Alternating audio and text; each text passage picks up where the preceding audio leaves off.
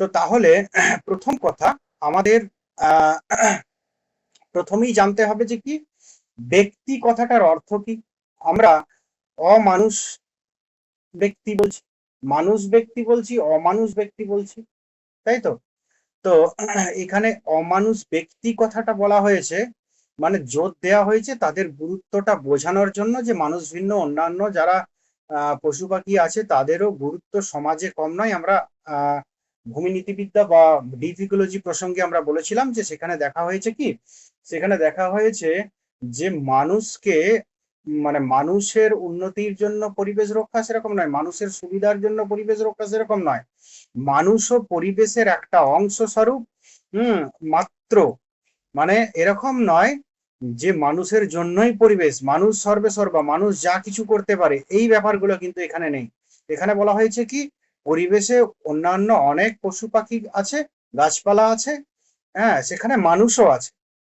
তো মানুষ তাহলে পরিবেশের একটা অংশ মাত্র। তাহলে কি মানুষ যথেচ্ছভাবে পরিবেশকে পরিবেশের উপর তার কর্তৃত্ব খাটাতে পারে না, তার কর্তৃত্ব ফলাতে পারে না। মানুষ পরিবেশের অংশ মাত্র, বরং কি যে মানুষের থাকা বা না থাকার উপর পরিবেশের অস্তিত্ব নির্ভর করে না। প্রকারান্তরে মানুষই কিন্তু পরিবেশেই জন্মায়, জন্মগ্রহণ করে, পরিবেশেই বড় হয়, বৃদ্ধি লাভ করে এবং পরিবেশের মধ্যেই মৃত্যুবরণ করে। তাই মানুষকে দেখতে হবে কি মানুষের পরিবেশের প্রতি কি কর্তব্য আছে, তাই তো? সেই কর্তব্য মেনে মানুষের চলা উচিত। এরকম কিছু মানদণ্ড আমরা লাস্টে দেখিয়েছিলাম। যাই হোক, আমার মূল কথাটা বলা দরকার যে এখান থেকে একটা জিনিস আসছে, যে প্রথমটা তো গেল ভূমিতে যে সবার সমান অধিকার, পশুদের যেমন অধিকার আছে, মাটি জলের যেমন অধিকার আছে, অন্যান্য প্রাণীদের যেমন অধিকার আছে পরিবেশে, সেরকম মানুষেরও পরিবেশ, মানে ওই পরিবেশে আহ, তার অধিকার আছে। অধিকারটা কিন্তু মানুষের একার নয়। তাহলে কি সকলগুলো নিয়ে পরিবেশ, মানুষ কি একটা পার্ট মাত্র, অংশ মাত্র। তাহলে মানুষ যদি একটা পার্ট বা অংশ মাত্র হয়, তাহলে মানুষের যতটুকু দায়িত্ব কর্তব্য পরিবেশের মধ্যে থেকে সেইটুকু ঠিকঠাক ভাবে পালন করা উচিত। তার বাইরে যথেচ্ছ হবে তার আচরণ ঠিক নয়। সেই প্রসঙ্গে এখানে প্রশ্নের উত্থাপনা বা আলোচনার অবকাশ। কেন না, মানুষ কি করে, যথেচ্ছভাবে পশু ধ্বংস করে, উদ্ভিদ ধ্বংস করে, বনাঞ্চল ধ্বংস করে। সেই বনাঞ্চল ধ্বংস, পশু ধ্বংস, এই সকল কিছু পরিবেশের উপর মানে যথেচ্ছ ভাবে কর্তৃত্ব খাটায়। এই সকলগুলোর যাতে না হয় এগুলোর বিরোধিতা করে এই প্র্যাকটিক্যাল এথিক্স তথা পরিবেশ নীতিবিদ্যার আবির্ভাব। ঠিক আছে? তো যাই হোক, এরপর প্রথমেই এখানে আলোচনা করা হচ্ছে যে তাহলে অমানুষ ব্যক্তিদের হত্যার কথা বলা হচ্ছে বা পশুদের হত্যার কথা বলা হচ্ছে। সেই পশুদের হত্যার কথাতে আমরা যাব। তো সেখানে প্রথম আমাদের ব্যক্তি কথাটার অর্থটা বুঝে নিতে হবে। তাহলে আমরা বুঝতে পারবো কি যে অমানুষ ব্যক্তি কেন বলছি। তো তাই তো। তো যাই হোক, তো চিন্তাশীল, আত্মসচেতন, অতীত ও ভবিষ্যতের ধারণা রাখার ক্ষমতা সম্পন্ন জীব, তাদেরকে কি বলা হবে না ব্যক্তি কথার অর্থ দ্বারা বোঝানো হবে। যদি মানুষকে ব্যক্তি হিসাবে গণ্য করা হয় এবং নরহত্যাকে অন্যায় মনে করা হয়, তবে শিম্পাঞ্জি, তিমি, ডলফিনের মতো প্রাণী যারা ব্যক্তির সংজ্ঞায় পড়ে, তাদের হত্যা করাও নৈতিক দৃষ্টিতে অন্যায় হবে। ব্যক্তি মানে কি? ব্যক্তি মানে হচ্ছে চিন্তাশীল, আত্মসচেতন, অতীত ও ভবিষ্যতের ধারণা রাখার ক্ষমতা সম্পন্ন জীব। মানুষ যদিও এই যে চারটে ক্রাইটেরিয়া দেওয়া হয়েছে, মূলত তিনটে, অতীত এবং ভবিষ্যৎকে যদি আমরা কাল ধরে নিই তাহলে তিনটে, এই তিনটে বৈশিষ্ট্য কিন্তু মানুষের মধ্যে খুব প্রবল ভাবে আছে। কিন্তু মানুষ ছাড়াও অন্যান্য অনেক প্রাণীও আছে যাদের মধ্যে এই বৈশিষ্ট্যগুলো বর্তমান। আমরা শিম্পাঞ্জির কথা বলি, আমরা তিমি বা ডলফিনের কথা বলি, আরেকটা হচ্ছে হাতি। ওদের পরে তোমার হাতিকে ধরা হয় যে সে কিন্তু অনেকদিন তার মেমোরিটা সচল থাকে। তো যাই হোক, তাহলে এরাও তো চিন্তাশীল, এরাও তো আত্মসচেতন, এরাও তো অতীত এবং ভবিষ্যতের ধারণা রাখার ক্ষমতা রাখে, ক্ষমতা সম্পন্ন। তাহলে এদেরকেও ব্যক্তি বলতে হবে। এই তিনটে বৈশিষ্ট্য যাদের আছে তাদেরকে বলা হবে ব্যক্তি। তাহলে শুধু যে মানুষের আছে তা নয়, মানুষ ছাড়াও মনুষ্যেতর 3-4 ধরনের প্রাণীর কিন্তু এই বৈশিষ্ট্য আছে, তাহলে তাদেরকেও তো ব্যক্তি বলতে হবে, এটা এখানে মূল আলোচ্য বিষয়। তো তাহলে যদি মানুষকে ব্যক্তি হিসাবে গণ্য করা হয় এবং নরহত্যাকে অন্যায় বলে মনে করা হয়, তাহলে শিম্পাঞ্জি, তিমি, ডলফিনের মতো প্রাণীদেরকেও কি, তারাও যেহেতু ব্যক্তির সংজ্ঞায় পড়ে, তাহলে তাদের হত্যাটাও নৈতিক দৃষ্টিতে কি অন্যায় বলে বিবেচিত হবে, অন্যায় বলে গণ্য করা হবে, বা অন্যায় বলে গণ্য করতে হবে। তো যাই হোক, মানুষের জীবন ও পশুর জীবন সমান মূল্যবান, কারণ নৈতিকতার দিক থেকে জীবের মূল্যায়ন বৈষম্যমূলক হওয়া উচিত নয়। নৈতিকতা নীতিবিদ্যার দিক থেকে এখানে ব্যক্তির সঙ্গে আমরা করলাম ঠিক কথাই যে তিনটে বৈশিষ্ট্য সম্পন্ন তারাই হচ্ছে ব্যক্তি। তো ঠিক আছে, এরপর আমার প্রশ্ন হলো যে অন্যান্য প্রাণীদের মধ্যেই তিনটে গুণ পুরোপুরি ভাবে প্রাণীর মধ্যেই থাকে না। এই এই শিম্পাঞ্জি, হাতি, ডলফিন বা তিমি এদের মধ্যে কিছুটা কিছুটা পরিমাণে থাকে। আবার হয়তো অন্যান্য কিছু প্রাণী আছে যাদের মধ্যে আত্মসচেতনতা এই গুণটা আছে, কারোর মধ্যে অতীত ভবিষ্যতের ধারণাটা অনেক প্রাণীর মধ্যে আছে, আর চিন্তাশীলতাটা খুব ক্ষীণ পরিমাণে কোনো কোনো প্রাণীর মধ্যে থাকে। তো যাই হোক, তো আমার এখানে বক্তব্য হলো যে মানুষেতর প্রাণী, তাদের এখানে মূল বক্তব্যটা কি, যে তাদের মধ্যেও কিন্তু প্রাণ আছে, আমাদের মধ্যেও যেমন প্রাণ আছে তাদের মধ্যেও প্রাণ আছে, তাহলে তাদেরকে হত্যা করাটাও তো ঠিক নয়। এরপর হচ্ছে আরো কিছু পয়েন্টস আছে, যে সমাজে বিকল মস্তিষ্ক বা পাগল বা শিশু বা অক্ষম ব্যক্তিদের হত্যা অন্যায় বিবেচিত হয়, অথচ শিম্পাঞ্জি হত্যাকে সাধারণত অন্যায় মনে করা হয় না। এই বিষয়ের মধ্যে দ্বন্দ্ব দেখা যায়, কেননা শিম্পাঞ্জির এই উপরিক্ত তিনটে বৈশিষ্ট্য শিম্পাঞ্জির মধ্যে আছে, ক্রিয়দংশে আছে, তথাপি আমাদের অস্বাভাবিক যে শিশু বা ব্যক্তি বা মানুষ, তাদের হত্যা এটাকে অনৈতিক বলা হয়, কিন্তু অথচ শিম্পাঞ্জির মধ্যে যে ব্যক্তি সত্তার যে তিনটে গুণ তিনটেই বর্তমান, তথাপি শিম্পাঞ্জি হত্যাকে অতটা গুরুত্বপূর্ণ বলে মনে হয় না। এটাও তো ঠিক নয় নৈতিকতার দিক দিয়ে। তো বাস্তবে শিম্পাঞ্জি হত্যার মতো ঘটনা বৈজ্ঞানিক গবেষণার নামে প্রতি বছর হাজার হাজার ঘটে চলেছে, যার নৈতিকতা বোধের পরিপন্থী।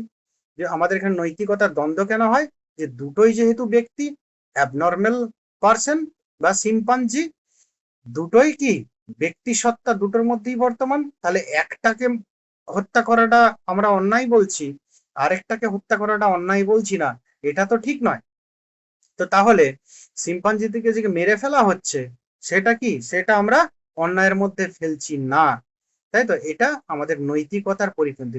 নৈতিকতার নিয়ম কি হবে, সার্বিক হবে অবশ্যই, তাই না? আমরা কিছুদিন আগে মানে কিছু দু একটা ক্লাস আগে আমরা পড়েছি, জেনারেলাইজ করতে হবে, ইউনিভার্সাল হতে হবে।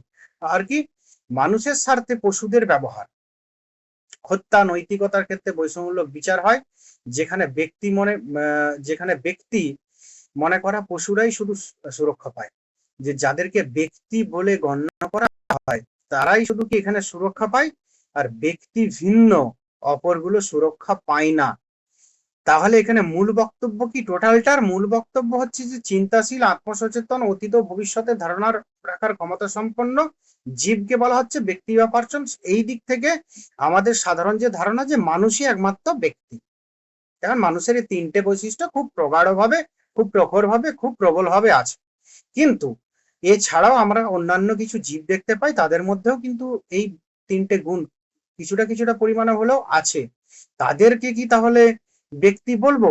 আর যদি ব্যক্তি বলি, তাহলে মানুষের হত্যা আর তাদের হত্যা একইভাবে অন্যায় হওয়া উচিত, কিন্তু আমরা সেটা অন্যায় বলি না, তাই তো? এখানে ডিলেমা। আবার আবার কি, যে আমরা মানুষের মধ্যে যারা অ্যাবনর্মাল তাদের হত্যাটাকেও আমরা অনৈতিক বলি, কিন্তু এইসব প্রাণী যাদের এই ব্যক্তি সত্তা বর্তমান, তাদেরকেও কিন্তু হত্যা করলে ওই অনৈতিকতার প্রসঙ্গ, মানে নৈতিক অনৈতিকতার প্রসঙ্গ আসে না, আমরা শয়ে শয়ে হত্যা করে ফেলি, তাই তো? এটা এখানে মূল বক্তব্য। আরেকটা কি, যে তাহলে এই ক্ষেত্রে কি হয়, যে এখানে মানুষের স্বার্থটা ইম্পর্টেন্ট। মানুষের স্বার্থে আমরা কি করি, আমরা আমাদের নিজেদের স্বার্থে কি করি, আমরা ওই সকল ব্যক্তি সত্তাযুক্ত পশুকে বা আমরা মনুষ্যেতর পশুকে আমাদের থেকে যাদেরকে আমরা হীন ভাবি তাদেরকে আমরা হত্যা করি যথেচ্ছ হবে, কিন্তু সেটা তো ঠিক নয়। এর আগে আমরা দেখেছিলাম যে টোটাল পরিবেশটা ইম্পর্টেন্ট, মানুষের কর্তব্য কি পরিবেশের প্রতি দায়িত্ব কর্তব্য সেটা দেখেছিলাম। এখন এরপর দেখবো যে পশুদের প্রতি দায়িত্ব কর্তব্য এবং তাদেরকে হত্যা করা যাবে না। বোঝা গেল? এরপর কি, অন্যান্য প্রাণীদের হত্যা মানুষ তো যথেচ্ছভাবে সবসময় করেই চলেছে, সব সময় প্রতিনিয়ত করে চলেছে। তাহলে এদের বক্তব্যটা হচ্ছে যারা পশু হত্যার বিরোধী, পিটার সিঙ্গার ইত্যাদি, যে তারাও তো প্রাণী আর মানুষ পরিবেশের একটা অংশ মাত্র, এটা পিটার সিঙ্গার স্বীকার করেছেন। এবং তাহলে মানুষের শুধুমাত্র বুদ্ধিবৃত্তি আছে বলেই মানুষ কি সবার উপর কর্তৃত্ব ফলাবে, সবাইকে নিয়ন্ত্রিত করবে এবং সবাইকে নিয়ন্ত্রিত করার জন্য যথেচ্ছভাবে পরিবেশ ধ্বংস এবং পশুদের হত্যা করবে? এটা তো ঠিক নয়। এবং সেই প্রসঙ্গে তিনি পশুদের হত্যার বা অন্যান্য মানুষ ভিন্ন অন্যান্য প্রাণীদের মানুষ কর্তৃক হত্যার বিরুদ্ধে তিনি কথা বলেছেন।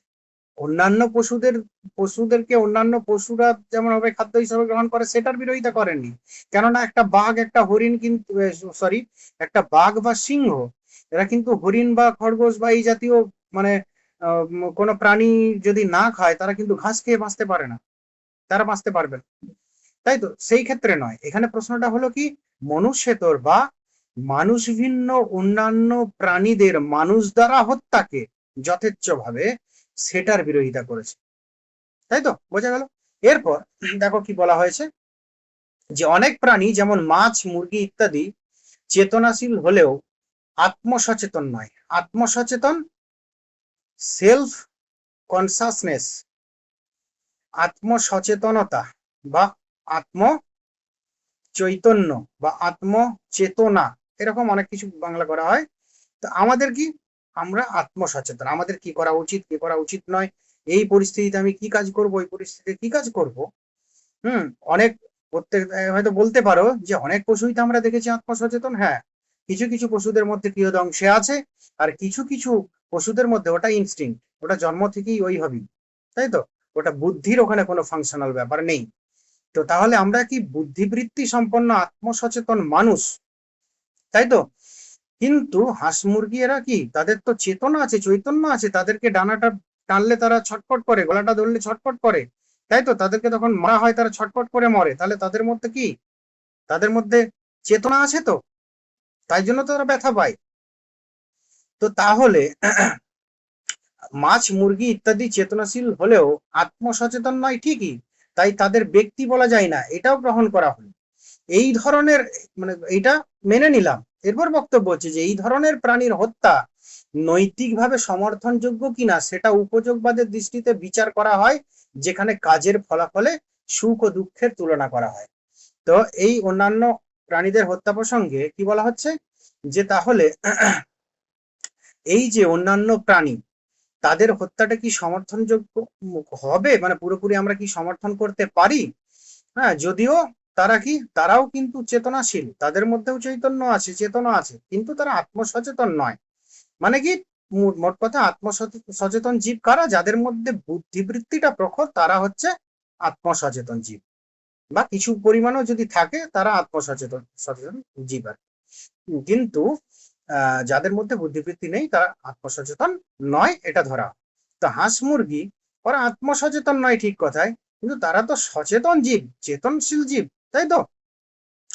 তো তাহলে তাদের হত্যা করাটা কি ঠিক হবে? তো এটা উপযোগবাদের দৃষ্টিতে যদি ব্যাখ্যা করা হয়, উপযোগবাদের মূল সূত্রটা কি ছিল, যে সর্বাধিক সংখ্যক মানুষের সর্বাধিক পরিমাণ সুখ, মানে যত মানে যত বেশি সংখ্যক মানুষের সর্বাধিক পরিমাণ সুখ, এটা হচ্ছে উপযোগবাদের বা ইউটিলিটারিজমের মূল বক্তব্য। তো সেই দৃষ্টিতে আমরা যদি বিচার করি এই হত্যাটাকে, মনুষ্যেতর প্রাণীদের হাঁস মুরগি মাছ ইত্যাদি এদের হত্যাটাকে বিচার করি, তো তাহলে কি, যেখানে কাজের ফলাফলে সুখ এবং দুঃখের তুলনা করা হয়, যে উপযোগবাদে কি আলটিমেট সুখ কতটা হলো, কতজন মানুষ সুখ পেল এবং কতটা সুখ উৎপাদিত হলো, সেটা ইম্পর্টেন্ট। তো সেই দিক থেকে যদি বিচার করি তাহলে কি দাঁড়ায়? তো তাহলে যদি কোনো প্রাণীর মৃত্যু যন্ত্রণাদায়ক হয় তাহলে সেটা উপযোগবাদের দৃষ্টিতে অনুচিত। যেমন মাছকে ডাঙায় তুলে রেখে ধীরে ধীরে মারা বা নির্মম পদ্ধতিতে পশু হত্যা করা। তাহলে উপযোগবাদের কি আমরা কি জেনেছি যে ফলাফলটা ইম্পর্টেন্ট। তাহলে ফলাফলটা যদি হয় তাহলে কোনো প্রাণীর মৃত্যু যদি যন্ত্রণাদায়ক হয়, মৃত্যু মানেই তো যন্ত্রণাদায়ক, মৃত্যু হবে আবার খুব মানে কি বলবো, খুব আরামের শান্তির মৃত্যু সেটা খুব কম। তো যাই হোক, এই যে হার্ট অ্যাটাক বা সানস্ট্রোক, স্ট্রোক আর হার্ট অ্যাটাক দুটোর মধ্যে পার্থক্য আছে, একটা ব্রেনে একটা হার্টে, তো নালিতে আর কি। তো দুটো যাই হোক না কেন, আমরা হয়তো ভাবছি যে হুট করে হয়তো মারা যাচ্ছে, লোকটা শুয়ে পড়ে মারা যাচ্ছে, কিন্তু তার কি কষ্ট হচ্ছে না? তার প্রচন্ড কষ্ট হয়েছে, তাই তো, তার ভেতরে হয়েছে, কষ্টটা হয়েছে এবং ওই কষ্টতেই মারা গেছে। তো তাহলে মৃত্যু হবে কোনো প্রাণীর, তার কি কষ্ট হবে না? এই যে প্লেনটা ব্লাস্ট হয়ে গেল, তো ওখানে যারা ছিল তারা মারা গেল, ক্ষণিকের মধ্যে মারা গেল, কিন্তু তারা কি এতটুকু কষ্ট পায়নি? অবশ্যই পেয়েছে। এতটুকু যারা পুড়ে গেছে লাশগুলো দেখা যাচ্ছে, কষ্ট পায়নি? অবশ্যই পেয়েছে। আমরা বুঝতে পারি ওরা কতটা কষ্ট পেয়েছে। তো যাই হোক, প্রশ্ন হলো যে তাহলে যে কোনো প্রকার মৃত্যুই কি পরিণামে যন্ত্রণাদায়ক? তার জন্য তো ছটফট করে। তো তাহলে আলটিমেট ফলাফল আমাদের কি হচ্ছে? ফলাফল আমাদের যন্ত্রণা, দুঃখ, তাই তো। তো তাহলে উপযোগবাদের দৃষ্টিতে কি হবে? সেটা উচিত না অনুচিত? অনুচিত হবে, উচিত কাজ একদম নয়। কেননা যেটা সর্বাধিক মানুষের সর্বাধিক ভালো, মানে সব থেকে বেশি পরিমাণে ভালো উৎপন্ন করবে, সেটাই উপযোগবাদের সেই দৃষ্টিতেই কি না কোনো কাজ ভালো বলে বিবেচিত হবে, কিন্তু এটা ভালো নয়। আবার কি, কিছু প্রাণীর মধ্যে গভীর সামাজিক ও আবেগীয় বন্ধন থাকে।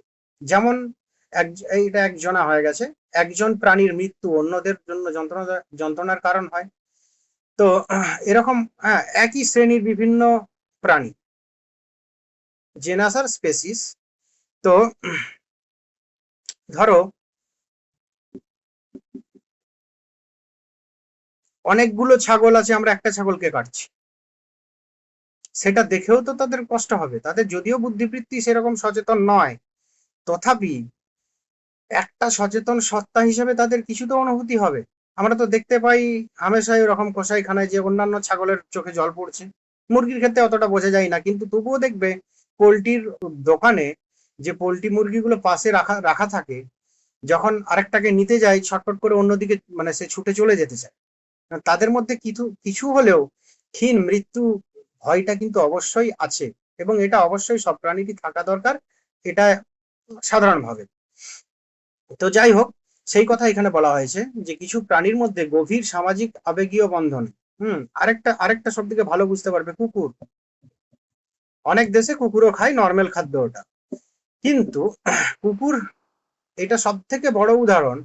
সব থেকে প্রভুভক্ত প্রাণী কি? কুকুর। সব থেকে তাড়াতাড়ি পোষ মানে কুকুর, সব থেকে বেশি মানুষের কথা শুনে কুকুর, বুঝতে পারে কুকুর। এবং ওদেরও কিন্তু দেখবে বাড়ির বাচ্চাদের মতো ওদেরও ভাবভঙ্গিও প্রকাশ পায়, রাগ, আনন্দ। তো তাহলে এদের কি সামাজিক এবং আবেগীয় বন্ধন হয়ে মানে তাদের পরিবারের সঙ্গে সমাজের সঙ্গে থাকে। সেরকম সেই অবস্থায় যদি একটা কুকুরকে সামনে দুটো চারটে কুকুর একসঙ্গে থাকতো, একটাকে মারা হয়, তাহলে অপরের কষ্ট পাবে না? তারা কি বুঝতে পারছে না অপরকে হত্যা করা হচ্ছে? তো এই কথাগুলোই বুঝতে চেয়েছে, এবং দুটো দিক দিয়ে এই অন্যান্য প্রাণীদের হত্যা প্রসঙ্গটাকে আরো বিস্তৃত করা হয়েছে। যে একটা হচ্ছে উপযোগবাদের দিক দিয়ে, আরেকটা কি যে প্রতিস্থাপন মতবাদ, রিপ্লেসেবিলিটি আর্গুমেন্ট।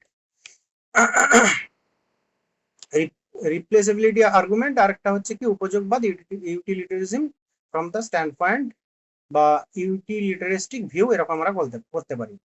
আর এটা হচ্ছে প্রতিস্থাপন মতবাদ। এই দুটো দিক দিয়ে এই অন্যান্য প্রাণীদের হত্যাটাকে দুটো নীতিসূত্র, প্রত্যেকটা আমরা এর আগে যতগুলো পড়িয়েছি প্রত্যেকটা নীতিসূত্র দিয়েই কিন্তু এগুলোকেও তোমার আলোচনা করা যেতে পারে। এটাকে এই অন্যান্য প্রাণীদের হত্যা এখানে আমরা দুটো দিয়ে করছি। একটা কি উপযোগবাদে যে আত্মকেন্দ্রিক মতবাদ, প্রায়র এক্সিস্টেন্স ভিউ, আর একটা হচ্ছে টোটাল ভিউ, মোট সুখ মতবাদ বা আলটিমেট ভিউ, অন্তিম মতবাদ। তো একটা হচ্ছে কি উপযোগবাদের প্রাথমিক মতবাদ অনুযায়ী জীব যতক্ষণ জীবিত ততক্ষণ সে সুখ দুঃখ অনুভব করে, মৃত্যুর পর নয়। আরেকটা কি মোট সুখবাদ, আলটিমেট, যে লাস্টে কি হচ্ছে যে প্রাণীর জীবন শেষ হয়ে গেলেও তার সুখ দুঃখের যোগফল বিবেচিত হয়। তো যাই হোক, এখানে সুখ দুঃখের যোগফল বিবেচিত হয়, তাহলে সুখটা ইম্পর্টেন্ট, তাহলে দুঃখ থেকে তাকে বিরত করাই বা দুঃখ থেকে নিষ্কৃতি করানোই আমাদের প্রধান উদ্দেশ্য, আর সেটা যদি করাতে পারি সেটাই উচিত কাজ। দুটোর দ্বারা এটাই বোঝানো হয়। আর প্রতিস্থাপন মতবাদ, রিপ্লেসেবিলিটি থিওরি, রিপ্লেসেবিলিটি আর্গুমেন্ট, এটা এটা এই অনুসারে কি না, যদি একটি প্রাণীর মৃত্যু হয় কিন্তু তার পরিবর্তে নতুন প্রাণী সৃষ্টি হয় যাদের মাধ্যমে বেশি সুখ আসে, তাহলে প্রাণীর হত্যা সমর্থনযোগ্য হতে পারে। দেখো, উপযোগবাদে কি পশুটা হত্যা হচ্ছে যে যতক্ষণ জীবিত ততক্ষণ সে সুখ দুঃখ অনুভব করে, মৃত্যুর পর নয়। মৃত্যুর পর সে অনুভব করে না, কিন্তু মৃত্যুর আগে পর্যন্ত সে তো সুখ দুঃখ অনুভব করে। তাকে যখন হত্যা করা হয়, তাকে যখন কাটা হয়, তখন কি তার যন্ত্রণা হয়, তার কষ্ট হয়। আর মোট সুখ মানে আলটিমেট, আলটিমেট কি বলছে না, প্রাণীর জীবন শেষ হয়ে গেলেও তার সুখ দুঃখের যোগফল বিবেচিত হয়। এটা তাদের ভিউ। তো এটা ইন্ডিয়ান ফিলোসফির সঙ্গে অনেক সাদৃশ্যপূর্ণ, সেসব কথা থাক। আর প্রতিস্থাপন মতবাদ, রিপ্লেসেবিলিটি আর্গুমেন্ট বা থিওরি অনুযায়ী কি না, এরকম করা যেতে পারে যদি একটি প্রাণীর মৃত্যু হয় কিন্তু তার পরিবর্তে নতুন প্রাণী সৃষ্টি হয় যা আমাদের তার থেকেও বেশি, যাদের মাধ্যমে কি তার থেকেও, যেটা মরে গেছে তার থেকেও বেশি সুখ যদি আসে, এরকম যদি সিস্টেম হয়, তাহলে সেই ক্ষেত্রে প্রাণী হত্যা সমর্থনযোগ্য হতে পারে। কিন্তু আসলে কি তা হয় যে একটা প্রাণী হত্যা করে দিলাম, তার পরিবর্তে আবার অন্য প্রাণী এলো এবং যে আমাদেরকে বেশি সুখ দিল, এটা যদি হয় তাহলে প্রাণী হত্যাটাকে এই একটা অর্থেই সমর্থন করা যেতে পারে, এটা ছাড়া অন্য কোনো অর্থে সমর্থন করা যাবে না। তো যাই হোক, তো তাহলে প্রাণী হত্যা সমর্থনযোগ্য হতে পারে একটা দিক দিয়ে। বাস্তবে কি ঘটে না, বাস্তবে এটি ঠিক নয়। কেন না, প্রজনন কেন্দ্রের প্রাণীরা সুখী জীবন পায় না এবং একটি প্রাণীর সুখ অন্য প্রাণীতে সরাসরি প্রতিস্থাপন সম্ভব নয়। প্রজনন কেন্দ্রের প্রাণীরা মানে, তো এটা তো স্বাভাবিক, আমরা চাষ করছি পোলট্রি মুরগি, ব্রয়লার মুরগি। যদি পোলট্রির ফার্মে যাও একবার, ওই পোলট্রি ফার্মে কি করা হয়, আমরা যে পোলট্রি মুরগিগুলো খাই 40 দিনে, এবং যেটা খাই বেশিরভাগটা হচ্ছে ইঞ্জেকশন দিয়ে অনেক কীটনাশক ঢোকানো হয় ওর মধ্যে, রাসায়নিক, তাড়াতাড়ি গ্রো মানে বড় করার জন্য। ওদের একটা গেম চলে, 40 দিনের গেম। আমরা যে বাজারে মুরগিগুলো পাই 40-এর মধ্যে, আর পোলট্রি মুরগি যদি 40-এর মধ্যে খাওয়া হয় তাহলে জানবে যতটা আমাদের শরীরে যাচ্ছে তার বেশিরভাগটাই কিন্তু কীটনাশক, ক্ষতিকর জিনিস। আর যেগুলো 40 দিনের বেশি, সেগুলোর থেকে আস্তে আস্তে ওই রাসায়নিক পদার্থগুলো কমে যায়। 40 দিনের বেশি হলে তাদেরকে আর যত্ন করে না, ওরা রাসায়নিক প্রয়োগ করে না। ওর মধ্যে যেগুলো বেরিয়ে গেল, কোম্পানি মানে কিনে নিল, হোলসেলাররা চলে গেল, 2-4টে হয়তো থাকলো, সেগুলো লোকাল বাজারে বিক্রি করে, সেগুলো বেটার। তো যাই হোক, আমার যেখানে এখানে বলার যেটা উদ্দেশ্য, যে এই পোলট্রি ফার্মে আরেকটা হয় যেগুলো শুধুমাত্র ডিমের মুরগি, তাদেরকে ডিমটাও দেওয়ানো হয় কি করে, ইঞ্জেকশন ফুটিয়ে। ধরো একটা অন্য ধরনের প্রাণীর ফার্ম, ধরো গরুর ফার্ম, তো এই যে বিভিন্ন গরুর ফার্ম আছে, সেখানে কিন্তু অ্যাকচুয়ালি গরুগুলোকে ইউজ করা হয় তাদের বাচ্চা হবে এবং দুধ দেবে। মূল উদ্দেশ্য এটা, আমরা বাড়িতেও দেখবে পুষি, ওই জন্য বাচ্চা হবে, দুধ দেবে। তো এই কথাটাই এখানে বলতে চাওয়া হয়েছে যে এটি বাস্তবে ঠিক নয়। বাস্তবে ঠিক নয় কেন না, প্রজনন কেন্দ্রের প্রাণীরা সুখী জীবন পায় না, তারা একটা গণ্ডির মধ্যে আবদ্ধ জীবন পায়। তাদেরকে আমরা ইউজ করি মাত্র আমাদের প্রয়োজনে। হ্যাঁ, তার কি বলে তার বাচ্চা এবং তার ডিম বা দুধ সংগ্রহের জন্যই আমরা তাদেরকে আমাদের প্রয়োজনে ইউজ করি, ব্যবহার করি মাত্র, তাই তো? তাহলে কি যারা প্রজনন কেন্দ্রের প্রাণী তারা তো ওইভাবেই থাকে। আরেকটা ব্যাপার, ওই যে বললাম যে একটা প্রাণীকে ধ্বংস করলে যদি ওই সদৃশ্য আরেকটা উন্নত কিছু প্রাণী উৎপাদন করা যায় যেটা মারা গেছে তার থেকে উন্নত মানের, তাহলে প্রাণী হত্যা করা যেতে পারে। এই ক্ষেত্রেও আরেকটা কথা বলা যায় যে একটি প্রাণীর সুখ অন্য প্রাণীতে সরাসরি প্রতিস্থাপন সম্ভব নয়, তাই তো? একটি প্রাণীর সুখ আরেকটা প্রাণীতে প্রতিস্থাপনও সম্ভব নয়। তো যাই হোক, তাহলে আমাদের যে দিক থেকে বিচার করি না কেন, আমরা কিন্তু অন্যান্য প্রাণীর হত্যা, এটাকে আমরা মানে এটা আমাদের কাছে গ্রহণযোগ্য নয়। তো মূল কথা কি, যে অন্যান্য প্রাণীর হত্যা গ্রহণযোগ্য নয় কেন? মূল কথা হচ্ছে হত্যা যন্ত্রণাহীন নয়। কি হচ্ছে? এটা কনসেপ্টের ভুল আছে।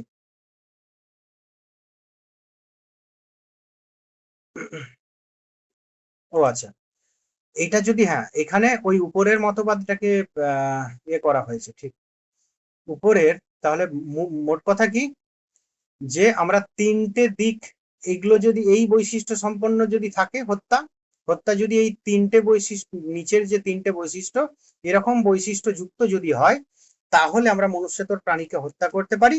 যে হত্যা করলে যদি কোনো যন্ত্রণা না থাকে মানুষের, তাই তো, কোনো কষ্ট যদি তারা ফিল না করে, তাহলে হত্যাকে আমরা গ্রহণযোগ্য বলবো, হত্যাকে মানবো। তো এরকম যদি হয়, তাদের মৃত্যু অন্যান্য প্রাণীর জন্মদানে সহায়ক হয়, তাহলে সেই ক্ষেত্রে কি করব না, হত্যা আমরা বলতে পারবো। কিন্তু সেই ক্ষেত্রেও প্রশ্ন জাগবে, ওই যে উপরে উদাহরণটা, যে আমরা পোল্ট্রি ফার্ম বা অন্যান্য যে পশু প্রজনন কেন্দ্র বা ক্ষেত্রের প্রাণীদের মধ্যে কি দেখি, যে ঠিক আছে একটা প্রাণী অনেকগুলো প্রাণী উৎপাদন করলো, এই প্রাণীটাকে মারা যেতে পারে, তো কিন্তু সেই ক্ষেত্রেও তো কষ্টদায়ক হবে মৃত্যু মানেই তো কষ্টদায়ক। আরেকটা কি, এবং তাদের অস্তিত্ব নৈর্ব্যক্তিক অর্থাৎ ব্যক্তিত্বহীন হয়। তাদের অস্তিত্ব যদি ব্যক্তিত্বহীন হয়, তাদের মধ্যে কোনো সচেতনতা, কোনো প্রকার চেতনা যদি না হয়, তারা জড় বস্তু প্রকারের যদি হয়, ইটকাট বালি পাথরের মতো যদি হয়, কিন্তু সেটা কি বাস্তবে সম্ভব? সম্ভব নয়। তাহলে অবশ্যই মানুষেতর প্রাণীদের হত্যা করা উচিত নয়, কেননা তাদের হত্যার মধ্যেও যন্ত্রণা হয়। তাদের মৃত্যুতে এরকম নয় যে প্রত্যেকের মৃত্যুতে অন্য কোনো প্রাণীর জন্মদানে সহায়ক হচ্ছে, সেটাও কিন্তু হয় না। আরেকটা কি, তাদের অস্তিত্ব নৈর্ব্যক্তিক অর্থাৎ ব্যক্তিত্বহীন নয়। আমরা উপরে দেখিয়েছি যে তাদের মধ্যেও কিছুটা পরিমাণ হলেও ব্যক্তিত্ব থাকে, তাই তো? তো যাই হোক, এই কটা জিনিস, কেননা তাদের মধ্যে প্রাণ থাকে এবং প্রাণ আছে, এবং তাদের মধ্যে অনেকের মধ্যে কিছু কিছু ক্ষেত্রে তাদের মধ্যে সচেতনতা সচেতনতা তো বর্তমান থাকি, এবং তাদের মধ্যে ব্যক্তিত্বের যে তিনটে বৈশিষ্ট্য, সেটাও অনেক প্রাণীদের মধ্যে বর্তমান থাকে। তাই অন্যান্য প্রাণীদের হত্যা ঠিক নয়। মানুষের হত্যাও যেমন অনৈতিক, সেরকম অন্যান্য প্রাণীদের হত্যাও কিন্তু অনৈতিক। এবং সেটা আরেকটা দিক দিয়ে বিচার করে দেখা হলো, দুটো দিক দিয়ে, একটা উপযোগবাদের দৃষ্টিতে, যেটা উপযোগবাদের কি ফলটা যদি ভালো হয়, তাহলে সেটা কি, সেটা কর্তব্য, সেটা উচিত। আর যদি কি বলে প্রতিস্থাপন মতবাদ, রিপ্লেসেবিলিটি আর্গুমেন্ট বা থিওরির মাধ্যমে আমরা বলতে পারি যে যদি এরকম যদি হয় যে প্রাণীটিকে হত্যা করলাম, তার বদলে ওর থেকেও উন্নত মানের প্রাণী উৎপন্ন হলো, বা তার থেকেও বেশি সুখ দিল বা দিতে পারে, তাহলে সেক্ষেত্রে আমরা হত্যা পারি। কিন্তু এই ক্ষেত্রে সমস্যা হচ্ছে কি, না দুটো ক্ষেত্রেই, তো যাই হোক না কেন, প্রথম উপযোগবাদের দৃষ্টিতে প্রথমেই বাদ গেল হত্যা অন্যান্য প্রাণীদের, কেননা তাদের দুঃখ হয়, তাই তো? এবং তাদের মানে মৃত্যুটা কখনোই দুঃখহীন ভাবে বা যন্ত্রণাহীন ভাবে হতে পারে না, দুঃখ হয়। আরেকটা আবার তারা হলো প্রাণী, অবশ্যই প্রাণী হত্যা। আরেকটা প্রতিস্থাপন মতবাদে যে এরকম বলা হয় যে যদি যে জীবটাকে মারা হচ্ছে সেটা যদি তৎসদৃশ্য অন্য কোনো জীব মানে উন্নত মানের জীব উৎপাদনে সমর্থ হয় বা যেটা আমাদের বেশি সুখ দিতে পারে সেরকম যদি হয়, তাহলে সেক্ষেত্রে ওই প্রথম প্রাণীটিকে হত্যা করা যেতে পারে। কিন্তু এই ক্ষেত্রেও সমস্যা, যে এই ক্ষেত্রে প্রথম কথা তো হত্যার মধ্যে অবশ্যই যন্ত্রণা তো থাকবেই, তাদেরও প্রাণ আছে, প্রাণ বেরিয়ে যাওয়া মানেই যন্ত্রণা হবে। আরেকটা ব্যাপার বলছে যে অনেক সময় এটাও হয় যে প্রজনন কেন্দ্রের প্রাণীরা সুখী জীবন পায় না প্রথমত, আরেকটা হচ্ছে একটি প্রাণীর সুখ অন্য প্রাণীতে সরাসরি প্রতিস্থাপনও সম্ভব না, তাই তো? তো একটি মুরগি একটা মুরগির থেকে উৎপন্ন হলো আরেকটি মুরগি, তো তাহলে একটা মুরগির থেকে মানে মা মুরগির থেকে ছেলে মুরগিতে কি সুখটা সঞ্চারিত হতে পারে? এটা তো সম্ভব না। মা মুরগিটাকে মেরে দেওয়া হবে, এটা কি সঞ্চারিত হবে? হবে না। তো যাই হোক, হত্যা তাহলে সেটা মানুষ হত্যাই হয় হোক বা মানুষের তো প্রাণী হত্যাই হোক, সেটা করা যাবে না। কেননা সেক্ষেত্রে কি হত্যাটা যন্ত্রণা যুক্ত, যে কোনো হত্যাই যন্ত্রণা যুক্ত। এবং এরকম নয় যে মৃত্যুতে অন্যান্য প্রাণীর মানে যে কোনো মৃত্যু অন্যান্য প্রাণীর জন্মদানে সহায়ক হয়ে থাকে, মানে অর্থাৎ কি যে এমন নয় যে প্রথমে বলেছি, তাহলে কি মৃত্যু অন্যান্য প্রাণীর জন্মদানের সহায়ক নয়, তাই তো? যে মা মুরগিটা, তার কি মৃত্যু হলে পর তার কি ডিম হবে? সেটা তো নয়। একজন মানুষ বেঁচে আছে, তাকে মেরে দিলে কি তার ছেলে বেশি গুণবান হবে? এটা নয়। এই দিক থেকেও আমাদের ভুল। আরেকটা কি, তাদের অস্তিত্ব ব্যক্তিত্বহীন নয়। অন্যান্য যেগুলো মানুষেতর প্রাণী তাদের অস্তিত্ব ব্যক্তিত্বহীন নয়। এই পশুপ্রেমীদের মতে তাদেরও ব্যক্তিত্ব আছে, কেননা তাদেরও সুখ দুঃখের অনেক ক্ষেত্রে বোধ থাকে, তারাও ভালো মন্দ বুঝতে পারে। তারা সেই অনুসারে মানুষের সঙ্গে মিশে আস্তে আস্তে অভ্যস্ত হয়ে পড়ে। তো সেই ক্ষেত্রে এই সকল বিষয়গুলো মাথায় রেখে আমাদের অন্যান্য প্রাণীর হত্যার বিপক্ষেই যেতে হয়। এরপর যেটা পিটার সিঙ্গারের যে বিষয়বস্তু, মূল টোটালটা এর মধ্যে দিয়েছি। পিটার সিঙ্গার অল্প কিছু নিজের মতো করে কথা বলেছেন, উপরে যা বলা হয়েছে সেটাই আছে, নিজের মতো করে কথা বলেছেন। যে অস্ট্রেলিয়ার প্রিন্সটন বিশ্ববিদ্যালয়ের অধ্যাপক পিটার সিঙ্গার 1975 সালে অ্যানিম্যাল লিবারেশন গ্রন্থে প্রথমবারের মতো মানবেতর প্রাণীদের অধিকার সম্পর্কে শক্তিশালী যুক্তি উপস্থাপন করেন। তিনি বলেন মানুষের সঙ্গে প্রাণীদের মধ্যে কোনো মৌলিক পার্থক্য নেই। মৌলিক পার্থক্য মানে কি, যে প্রাথমিক পার্থক্য কিছু নেই। দেখবে আমরা বুদ্ধিবৃত্তিকে বাদ দিলে আমাদের এবং পশুদের মধ্যে কোনো ভেদ নেই, সবকিছুই এক। তো আমরা সবাই কি পশু? অ্যাকচুয়ালি আমরা সবাই পশু, এটা আমাদের ফিলোসফি। তো আমরা অনেক প্রাচীনকাল থেকেই আমরা কি, ওরা হচ্ছে পশুরা হচ্ছে অ্যানিমেল, আমরা হচ্ছি রেশনাল অ্যানিমেল। তারই একটা ভাগ। তাহলে পশু ভিন্ন কিন্তু আমরা নই, কেননা আমাদের সবকিছুই পশুদের মতো। আমাদেরও খেতে হয়, আমাদেরও চলাফেরা করতে হয়, আমাদেরও খাদ্যের জোগাড়। পশুদের কি খাদ্যের জোগাড় ওদের ঘুরে ঘুরে বনে জঙ্গলে হয়ে যায়, আর আমাদের খাদ্য জোগাড়ের জন্য কাজ বাজ করতে হয়। যাই হোক, সকল কিছু দিক দিয়ে কিন্তু আমরা পশুদের সঙ্গে একই, পার্থক্য কিছু নেই, শুধু বুদ্ধিবৃত্তি ছাড়া। তাই আমরা সবাই, তার মতে কি আমরা সবাই পশু। সমতার নীতি শুধু মানুষের জন্য নয়, প্রাণীর ক্ষেত্রেও প্রযোজ্য। সমতার নীতি, ওই যে বললাম যে প্রথম কথা, যে মানুষ বুদ্ধিবৃত্তি আছে বলে সবার প্রভু হবে, সবার উপর আধিপত্য খাটাবে, সেটা নয়। সমতার নীতি অনুসারে সবাই সমান। প্রকৃতির সমতার নীতি মানে কি, প্রকৃতির মধ্যে অধিকার মানুষেরও যেমন আছে, পশুরও সেরকম আছে। মানুষের যেমন বাঁচার অধিকার আছে স্বাধীনভাবে, পশুদেরও সেরকম স্বাধীনভাবে বাঁচার অধিকার আছে।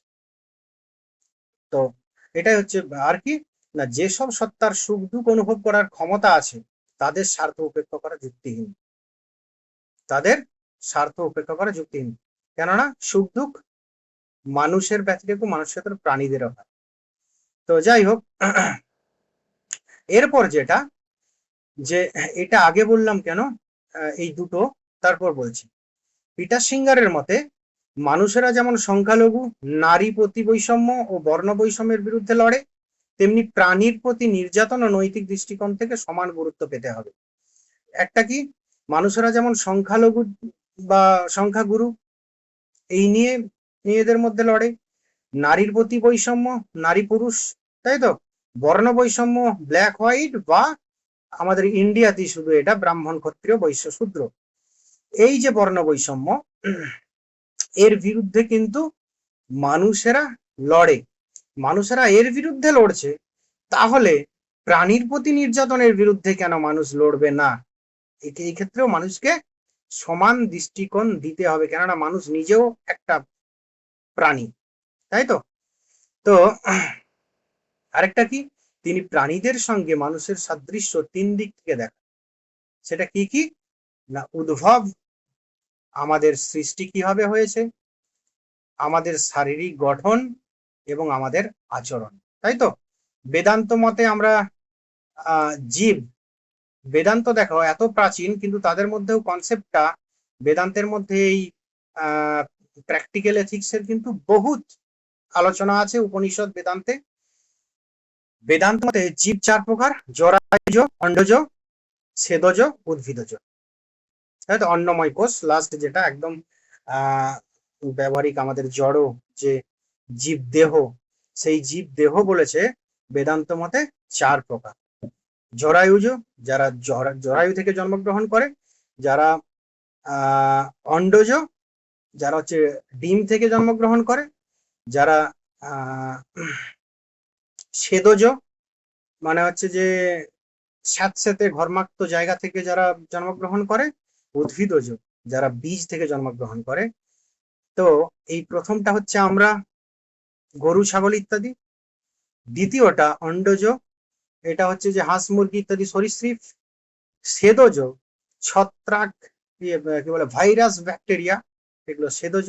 উদ্ভিদজ, উদ্ভিদ হচ্ছে এই ধরনের লতা, গুল্ম, বৃক্ষ, ছত্রাক, এটা উদ্ভিদ থেকে উৎপন্ন হয়। তো এই টোটালটা দেখো বেদান্তে কিন্তু বলে দেওয়া হয়েছে। সেই কথায় পিটার সিঙ্গার অন্যভাবে বলছেন যে আমাদের উদ্ভব, আমরা জন্মেছি কিভাবে, অন্যান্য পশুরা জন্মেছে কিভাবে, এটা যদি জরায়ুজ, অন্ডজ, ছেদজ, উদ্ভিদজ, এই ব্যাপারটাকেও যদি আমরা একটা নর্মালাইজ করে নিই, তাহলে কি হবে না, এমনি এমনি উৎপন্ন হয়নি। আমাদেরও যেমন উৎপত্তির পিছনে যে কারণ, অন্যান্য প্রাণীদের উৎপত্তির পিছনেও সেই কারণ। শারীরিক গঠন দেখো, আমাদেরও হাত পা আছে, আমরাও হাঁটি চলি, আমরা হাঁটতে পারি, 2 পায়ে দাঁড়াতে পারি, ওরা দাঁড়াতে পারে না। শিম্পাঞ্জি কখনো কখনো দাঁড়ায়, বাঁদর কখনো কখনো দাঁড়ায়, কিন্তু ওদের বেশিরভাগটাই 4 হাত পা দিয়ে। তো ওদেরও গঠনটা মোটামুটি মানুষের মতোই। মানুষ শুধুমাত্র হাতে কাজ করতে পারে, ওরা পারে না, ওরা পায়ের সমানই, সমতুল্য। আচরণটাও কিন্তু সেই সেম, তাই তো। আমাদেরকে যদি মারা হয়, আমাদের লাগে, যন্ত্রণা হয়, ওদেরও লাগে, তাই তো। আমাদের যদি কেটে ছিঁড়ে যায়, যন্ত্রণা হয়, ওদেরও যন্ত্রণা হয়। তো ওদেরও যদি স্বগোত্রীয় কেউ মারা যায়, ওদেরও দুঃখ হয়। আমরা হামেশাই দেখতে পাই ইউটিউব, ফেসবুকে, রিলস গুলোতে আমরা দেখতে পাই একটা বাঁদর ছানা মরে গেছে, বাঁদর দল সব, মানে কি বলবো, আমাদের একজন মারা গেলে যেমন মানুষেরা কান্নাকাটি করে, চুপচাপ বসে থাকে, ঝুম মারা হয়ে থাকে, সেরকম মুরগির ক্ষেত্রে এরকম দেখা গেছে। তো বিড়াল কুকুরের ক্ষেত্রে তো হামেশাই। তো তাহলে আমরা তাদেরকে কিভাবে আলাদা করব? তাদের মধ্যেও সেই অনুভূতিগুলো আছে আর কি।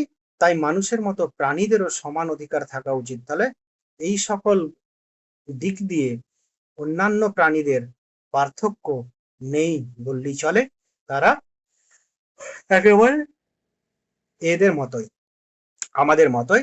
তাই অতএব কি করা যেতে পারে, যে তাদের অধিকারও রক্ষা আমাদের দায়িত্ব কর্তব্যের মধ্যে আমাদের রাখতে হবে, বা আমাদের রয়েছে অলরেডি। তাহলে প্রথমে কি বলছেন?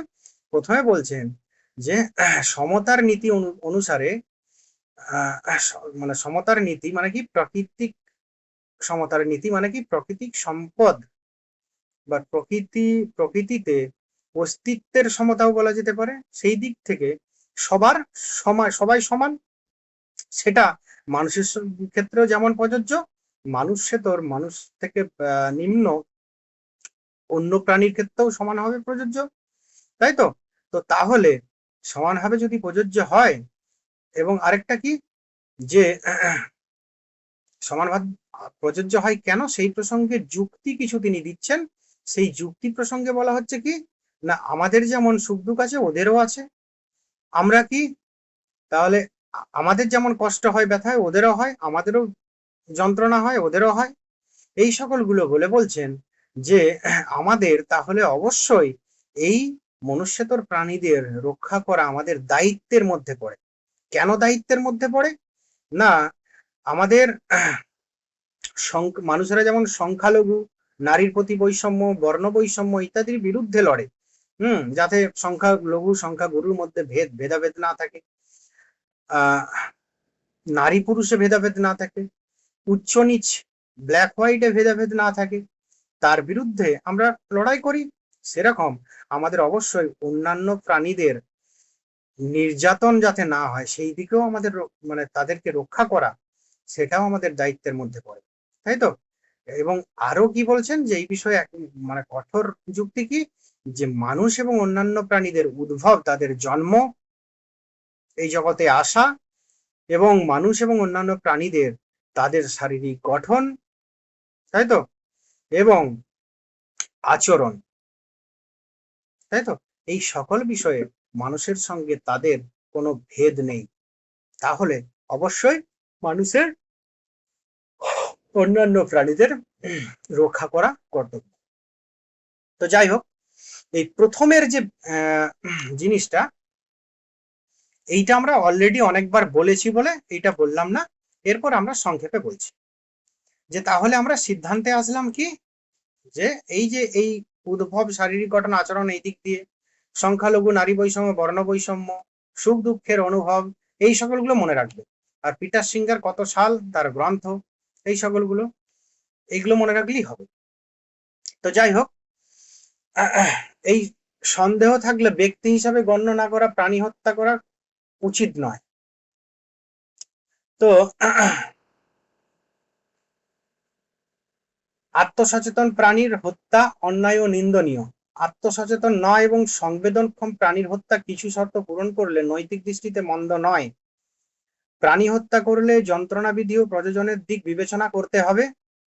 বিংশ শতাব্দী থেকে নীতিবিদ্যার মধ্যে বিশেষ গুরুত্ব পায় পরিবেশ নীতিবিদ্যা, যেখানে গাছপালা, নদী, জলবায়ু সহ পরিবেশের বিভিন্ন উপাদান ও মানুষের সঙ্গে তাদের সম্পর্ক আলোচিত হয়। আধুনিক সময়ে পরিবেশ নীতিবিদ্যার মানবেতর প্রাণীদের প্রতি মানুষের দৃষ্টিভঙ্গিও গুরুত্ব পায়। প্রাণীদের হত্যা, শোষণ, অত্যাচারের বিরুদ্ধে নৈতিক যুক্তি তুলে ধরা হয়, কারণ তাদেরও এই পৃথিবীতে স্বচ্ছন্দে বেঁচে থাকার নৈতিক অধিকার আছে। এই যে এগুলো আমরা অলরেডি আলোচনা করেছি বলে মূল পয়েন্ট দুটি আলোচনা করলাম। তাহলে এখান থেকে এই কটা পয়েন্ট যেগুলো বললাম, আর এখান থেকে শুধু উপযোগবাদ আর প্রতিস্থাপন মতবাদের মূল মতবাদটা কি, এবং এদের এই যে লাস্টের এই যে তিনটে কথা, এইটা যদি এরকম যদি হত্যা যন্ত্রণাহীন হয় তাহলে গ্রহণযোগ্য করা যাবে, যদি তাদের মৃত্যু অন্যান্য প্রাণীর জন্মদানে সহায়ক হয় তাহলে হত্যা কে মান্য করা যাবে, এবং তাদের অস্তিত্ব নৈবাত্তিকতার ব্যক্তিত্বহীন যদি হয় তাহলে তাদেরকে হত্যা মানা যাবে।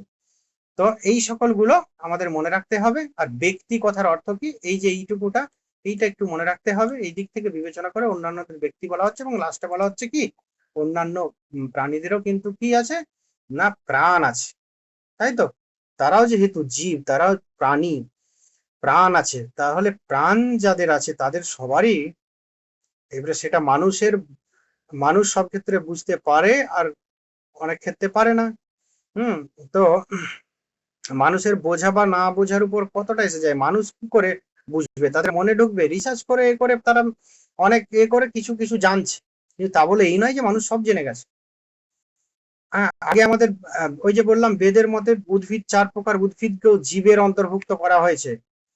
এখন বেদে বা আমাদের ইন্ডিয়ান কালচারে, ইন্ডিয়ান ফিলোসফিতে বলা হয় যার জন্ম, উদ্ভিদ কি ঊর্ধ্বদেশ ভেদন করে যা ওঠে তাই উদ্ভিদ, যার জন্ম বৃদ্ধি আছে তাই উদ্ভিদ কি হয়, ঊর্ধ্বদেশ ভেদন করে ওঠে, এবং যার জন্ম এবং বৃদ্ধি আছে তার জন্য এই উদ্ভিদকেও কি করা হচ্ছে না, এই জীবের মধ্যে অন্তর্ভুক্ত করা হয়েছে।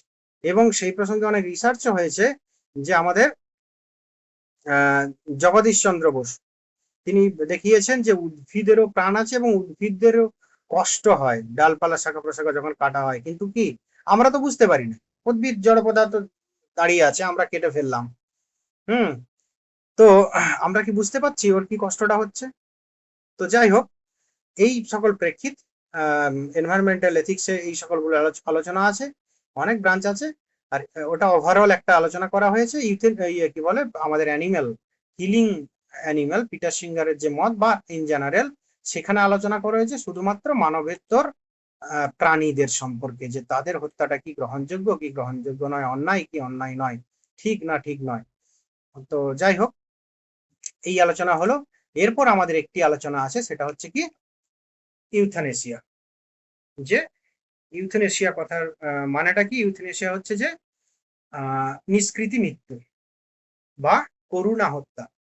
কি হয় না, যে হত্যায় মৃত্যুকামী বা মৃত্যুকাঙ্ক্ষী ব্যক্তির মৃত্যুটি হয় শান্তিপূর্ণ। তো শুধুমাত্র কি শান্তিপূর্ণ, এটার কিছু অর্থ আছে। আমরা সেই অর্থগুলো পরপর পরপর যাবো। ইউথেনেশিয়া শব্দটির অর্থ কি?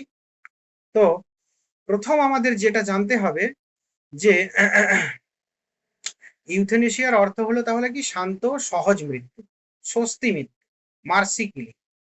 কিন্তু মার্সি কিলিং এটা কি সকল ব্যক্তির ক্ষেত্রে করা যাবে? তো কোন ক্ষেত্রে প্রযোজ্য হবে, সেই প্রযোজ্য হওয়ার ক্ষেত্রটাও কিন্তু আমাদের একটু বিচার করে দেখতে হবে। তাহলে কোন কোন ক্ষেত্র, কোন কোন ক্ষেত্রে আমরা কি করতে পারবো না, কোনো একজন আহ মানে আমি এখন ওইসব বলছি না, কোন কোন ক্ষেত্রের মৃত্যুটাকে আমরা ইউথেনেশিয়া বলবো বা শান্তিপূর্ণ মৃত্যু বলবো।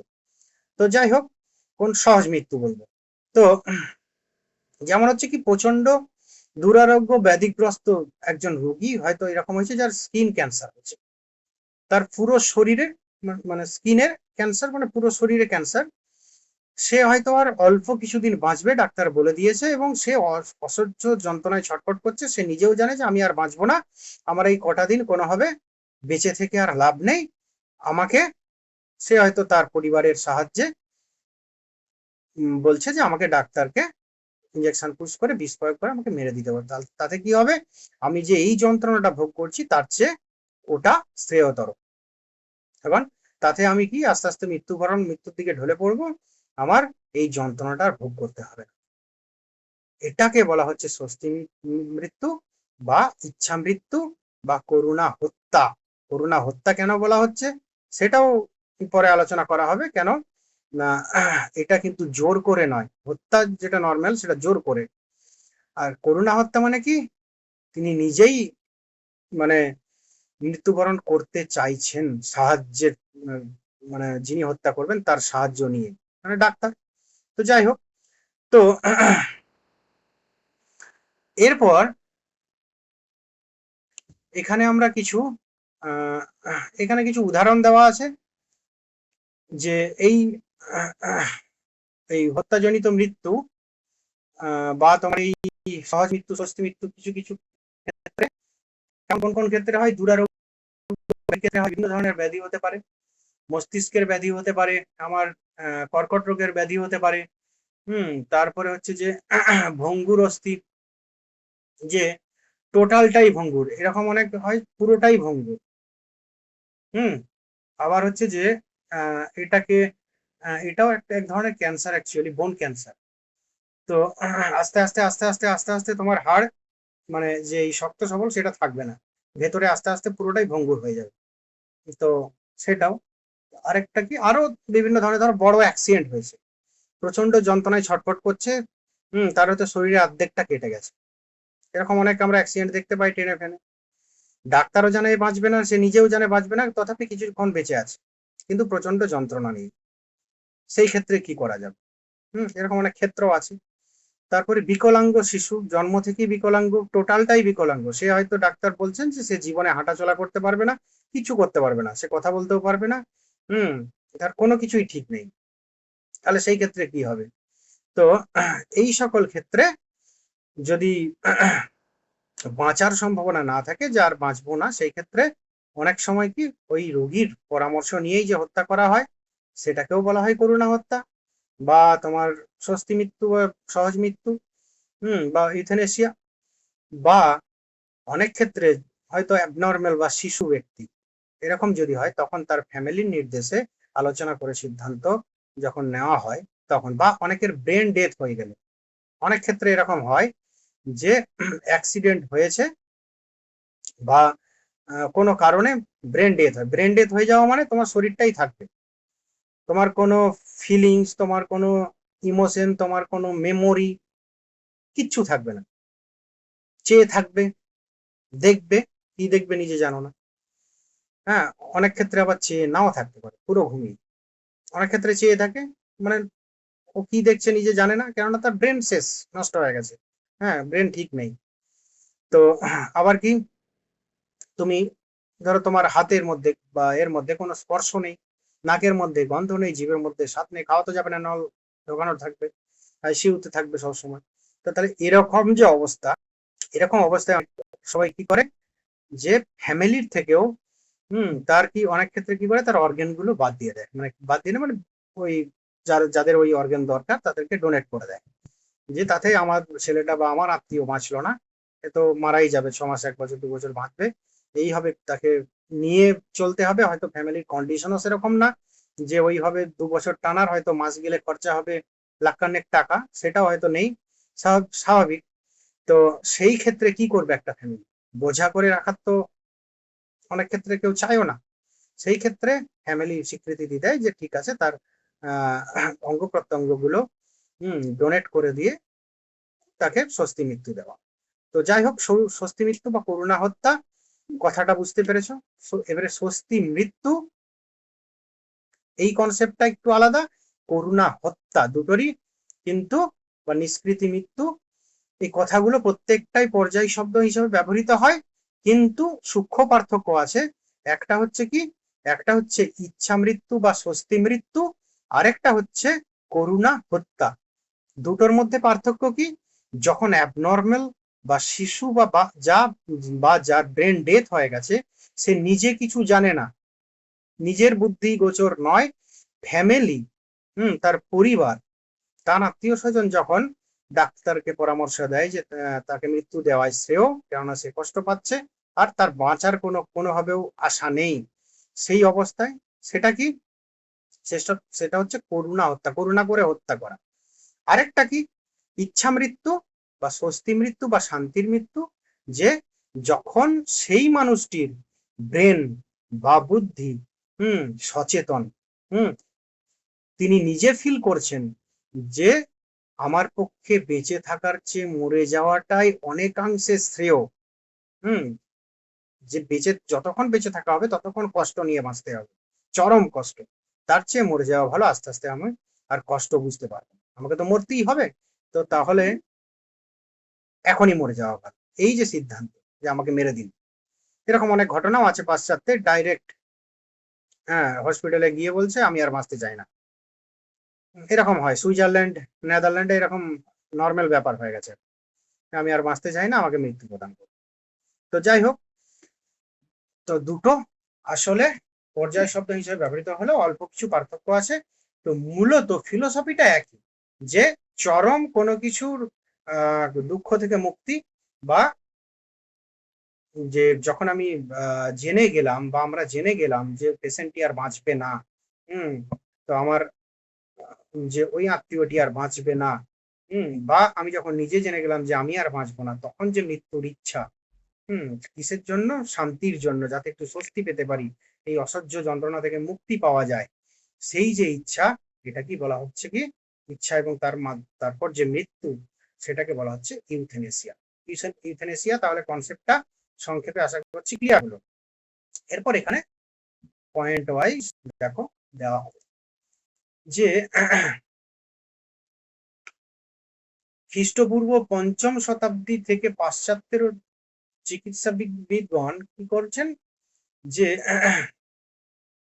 চিকিৎসা বিজ্ঞানের জনক হিপোক্রেটিস, হিপোক্রেটিস শপথ বাক্য অনুসরণ করে, মানে হিপোক্রেটিসের শপথ বাক্য অনুসরণ করে ইউথেনেসিয়া বিরোধী মনোভাব পোষণ করেন।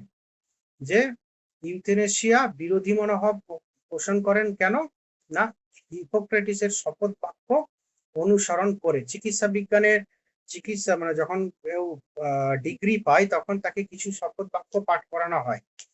তো এটা সেটা যে রিলিজিয়ানই হোক না কেন, আর একটা তো এটা নর্মাল ইন জেনারেল, আর একটা হচ্ছে যে এক এক রিলিজিয়ন অনুযায়ী তাকে কিছু শপথ বাক্য পাঠ করানো হয়, তারপর তাকে সেই সার্টিফিকেট বা রেজিস্ট্রেশন প্রদান করা হয়। তো এই যে হিপোক্রেটিস, তিনি কি বলেছিলেন? তিনি ইউথেনেসিয়ার বিরুদ্ধে ছিলেন এবং তিনি কি বলেছিলেন যে কেউ কামনা করলেও তাকে প্রাণঘাতী ঔষধ বিষ দেওয়া যাবে না। তাকে মানে কি, কোনো রোগীকে, এবং ওই রকম ঔষধ ব্যবহার করার জন্য কোনো ব্যক্তিকে পরামর্শ দেওয়াও যাবে না। যে কোনো একজন দুরারোগ্য ব্যাধি হোক, আর যেমন সুস্থ হোক আর অসুস্থই হোক, যেমনই হোক না কেন, যত কষ্টই পাক না কেন, তাকে কোনো প্রাণঘাতী ঔষধ বা তার মৃত্যুর কারণ হবে এরকম কোনো ঔষধ তাকে দেওয়া যাবে না। এবং আর কি করা হবে না, ওই সকল ওষুধ ব্যবহার যাতে, মানে ওষুধ ব্যবহারের পক্ষে যদি কেউ কোনো যুক্তি দেয় বা তাকে যদি প্ররোচিত করে, সেটাও করা যাবে না। To give no deadly medicine to anyone if asked, nor suggest any such counsel, quotation from, আচ্ছা, any such counsel to give to deadly medicine to anyone if asked, nor suggest any such counsel। এইটা দাঁড়াও, আমি একটু, নাহলে ভুলে যাব, তোমাদের এইটাই থেকে যাবে। আমি একটু ওয়ার্ডটা বের করে নিই।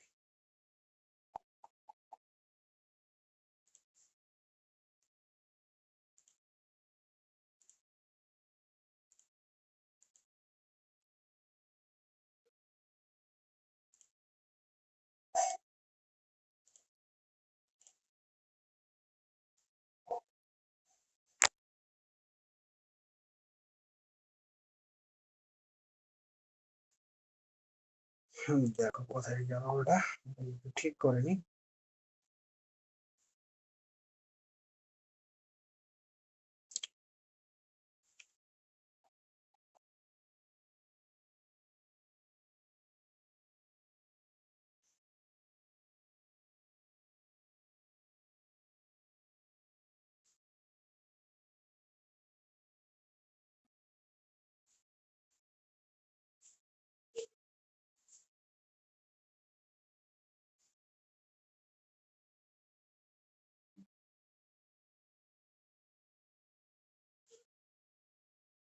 হুম,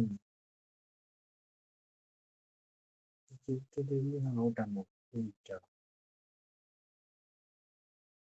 হ্যাঁ। To give no deadly medicine to anyone if asked, nor suggest any such counsel। এইখানটায় স্টপ হবে, জন্য অসুবিধা হচ্ছে। না, ওটা তো হবে না,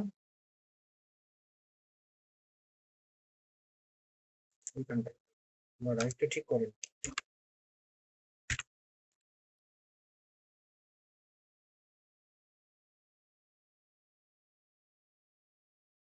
ঠিক আছে, যেটা বলছিলাম যে তাহলে হিপোক্রেটিসের মতবাদ অনুসারে, হিপোক্রেটিসকে মেডিকেল এথিক্সের, মানে মেডিকেল শাস্ত্রের বা কি বলে, কি বলে, চিকিৎসা বিজ্ঞানে, চিকিৎসা শাস্ত্রের জনক যিনি, তার মতে তিনি কি বলে, ইউথেনেসিয়া স্বীকার করেননি। তিনি বলেছিলেন যে কেউ যদি কামনা করে, কেউ ইচ্ছাও করে যে আমি ওই ওষুধ খেয়ে মৃত্যুবরণ করব, সেটা তো মানে দেওয়া যাবেই না ব্যবহার করতে, এবং তাছাড়াও যদি ওই সকল ওষুধ ব্যবহার করতে কেউ পরামর্শ দেয়, সেটাও পরামর্শও দেওয়া যাবে না, তারও বিরুদ্ধে কথা বলেছে। তাই হোক, তো ইউথেনেসিয়া যে কথাটা আমরা পেয়েছি, সেই ইউথেনেসিয়া শব্দটা বা কথাটা বিভিন্ন অর্থে প্রয়োগ করা হয়ে থাকে। আমরা ইন জেনারেল যেটা আলোচনা করলাম, স্বেচ্ছা মৃত্যু, স্বস্তি মৃত্যু, শান্তির মৃত্যু, করুণা হত্যা, এই সকল আমরা ব্যবহার করে থাকি। এরপরের বিভিন্ন অর্থ আছে, একটু অর্থটা আমরা যদি একটির পর একটি দেখে নিই, তাহলে আরো আমার বিষয়টি বুঝতে সুবিধা হবে। যে কখনো সমাজের অত্যন্ত পীড়িত, পঙ্গু,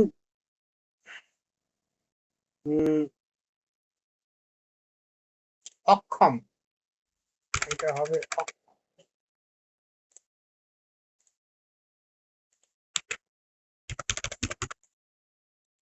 অক্ষম।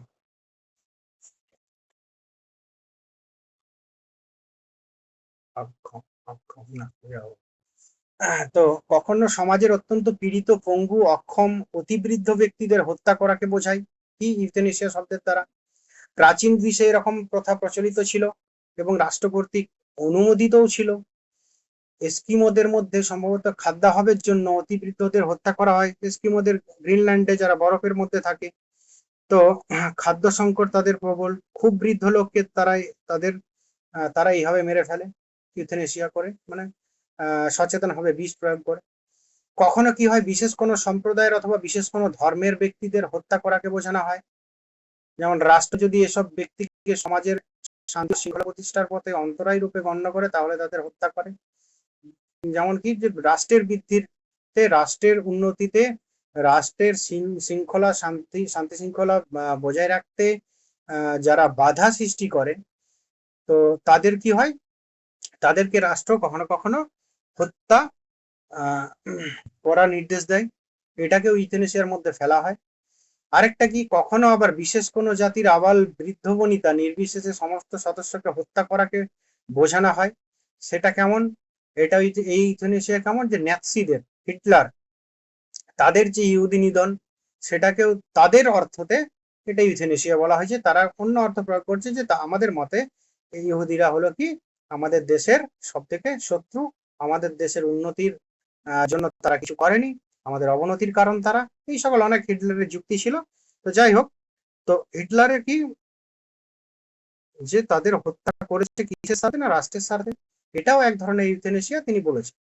তো এই তিনটি ক্ষেত্রে রাষ্ট্রই তার শাসন ব্যবস্থা অনুসারে হত্যাকার্যটি পরিচালনা করে।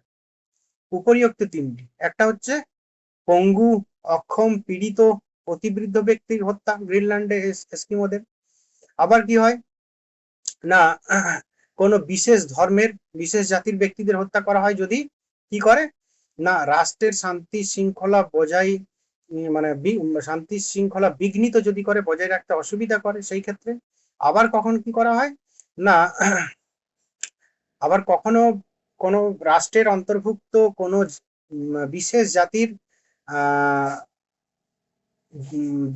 আবাল বৃদ্ধ বনিতা, মানে কি বালক, বৃদ্ধ, হ্যাঁ, সকলকে আর কি, মাঝবয়সী সকলকে নির্বিচারে যখন হত্যা করা হয়, নাৎসিদের যে হত্যা, এই এগুলোকেও কি ইউথেনেসিয়া অন্তর্ভুক্ত করা হয়। কিন্তু আমাদের ইউথেনেসিয়া এই নীতিবিদ্যার ক্ষেত্রে ইউথেনেসিয়া কথাটা কিন্তু অন্য অর্থে নেওয়া হয়, তাই তো। ইউথেনেসিয়া শব্দটিকে আমরা কি অর্থে নিই, যে এক ধরনের অন্য একটি অর্থে করুণা হত্যা বা স্বস্তি মৃত্যু, মার্সি কিলিং অর্থে প্রয়োগ করে থাকি। সেই অর্থটি কি, না অত্যন্ত পীড়িত, পঙ্গু, অক্ষম, অতিবৃদ্ধ, একান্ত আপনজনের দুর্বিষহ কষ্ট লাঘবের জন্য তাদের মরতে দেওয়াকে অথবা হত্যা করাকে নিষ্কৃতি মৃত্যু বা করুণা হত্যা বলা হয়। তাহলে প্রথমটা দেখো, তাদের মরতে দেওয়াকে, তাই তো, যে সে মরতে চাইছে সেই মরতে দেওয়াকে কি করুণা হত্যা বা নিষ্কৃতি মৃত্যু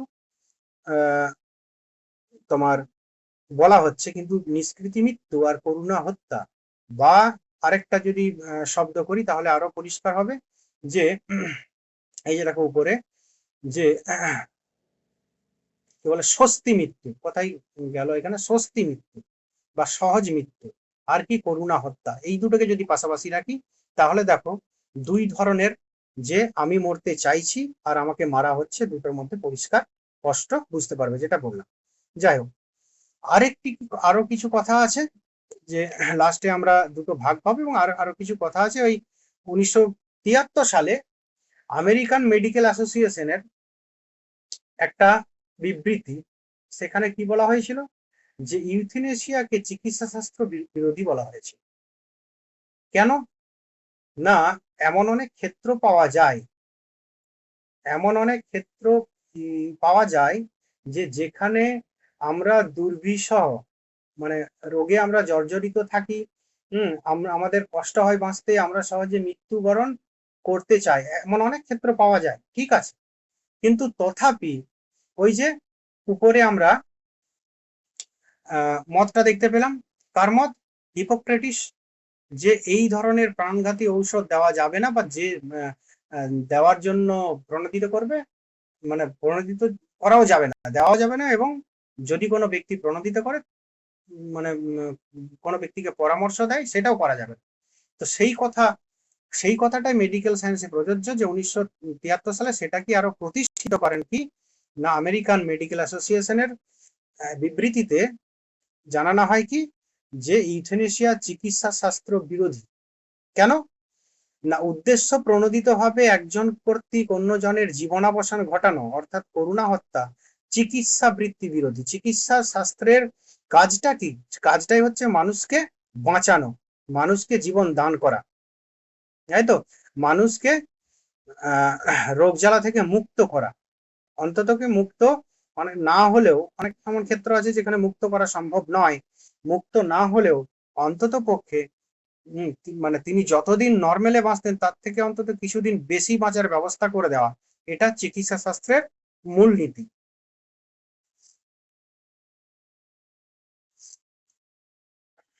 সেজন্যই চিকিৎসা করা হয়, সেজন্যই অপারেশন করা হয়, যে যাতে আরো কিছুদিন বাঁচে, বেশি বাঁচে, বা লোকটা যদি অপারেশন বা চিকিৎসা না করা হয়, মৃত্যু হয়ে যাবে, মৃত্যুটা না হয়, তাহলে ইউথেনেশিয়াকে যদি আমরা মানি, তাহলে সেটা কি, সেটা মেডিকেলের বা চিকিৎসা শাস্ত্রের বিরোধী। এটা আমেরিকান মেডিকেল অ্যাসোসিয়েশন 1973 সালে একটা নোটিশ করেন আর কি। নোটিশটা কি, যে the international termination of the life of human being by another mercy killing is contrary to that for which the medical profession stands। যে মেডিকেল প্রফেশন যে মানে যার উপর দাঁড়িয়ে আছে, তার পক্ষে কন্ট্রারি হবে যদি আমরা স্বস্তি মৃত্যুকে গ্রহণ করি, স্বস্তি মৃত্যুকে মেনে চললে।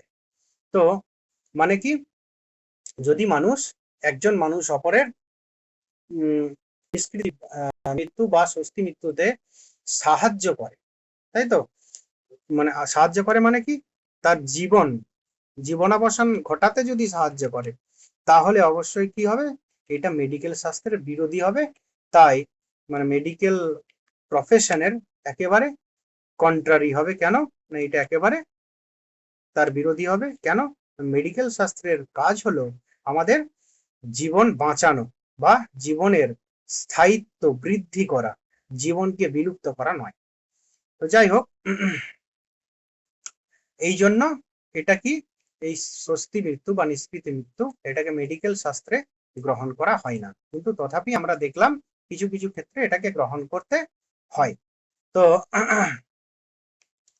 এটা কি, লাস্টে কি বলা হচ্ছে, যে কোনো ব্যক্তির মৃত্যুকে সেখানেই অকল্যাণজনক বলা হবে, তার হত্যাকে সেখানে অপরাধ রূপে গণ্য করা হবে।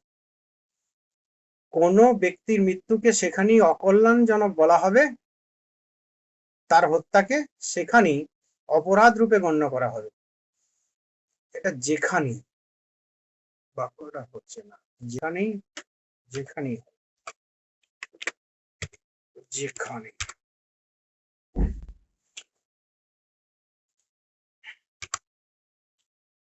কোনো ব্যক্তির মৃত্যুকে যেখানেই অকল্যাণজনক মনে হবে, তার হত্যাকে সেখানেই অপরাধ রূপে গণ্য করা হবে। যেখানে যে আত্মসচেতন, বিচারশীল, পরিকল্পনা প্রবণ, স্বাবলম্বী, এখানে বাক্যর একটু গোলমাল আছে, মূল কথা আমি বলে দিচ্ছি, যে এখানে হত্যার মধ্যে কি, এখানে হচ্ছে যে দুটো কথার প্রসঙ্গ এসছে, একটা হচ্ছে পাপ এবং অপরাধ। এটা আমি ঠিক করে তোমাদের পাঠাবো, বাক্যটা ঠিক করে নেবো। তো হত্যা এবং অপরাধ, পাপ এবং অপরাধ। তো আমি যদি সমাজের কোনো নৈতিক মানদণ্ড লঙ্ঘন করি, তখন সেটা হবে পাপ, তাই তো। আমি যদি কোনো নৈতিক, মানে সহজ কথায় যদি কোনো নৈতিক নিয়ম লঙ্ঘন করি, তাহলে সেটা পাপ হবে। পাপ মানে কি, আমরা বলি অনেক ক্ষেত্রে যে এটা করলে পাপ হয়, এটা করা ঠিক নয়, মানে কি নৈতিকতার দিক আসছে। অপরাধ মানে কি, যখন সমাজের তাই তো? সমাজের কোনো ক্ষতি করি, সমাজের নিয়মের বিরুদ্ধে যাই, তখন আমরা কি করি? অপরাধ করি। তাহলে এই ক্ষেত্রে অপরাধের প্রসঙ্গ আসছে কেন?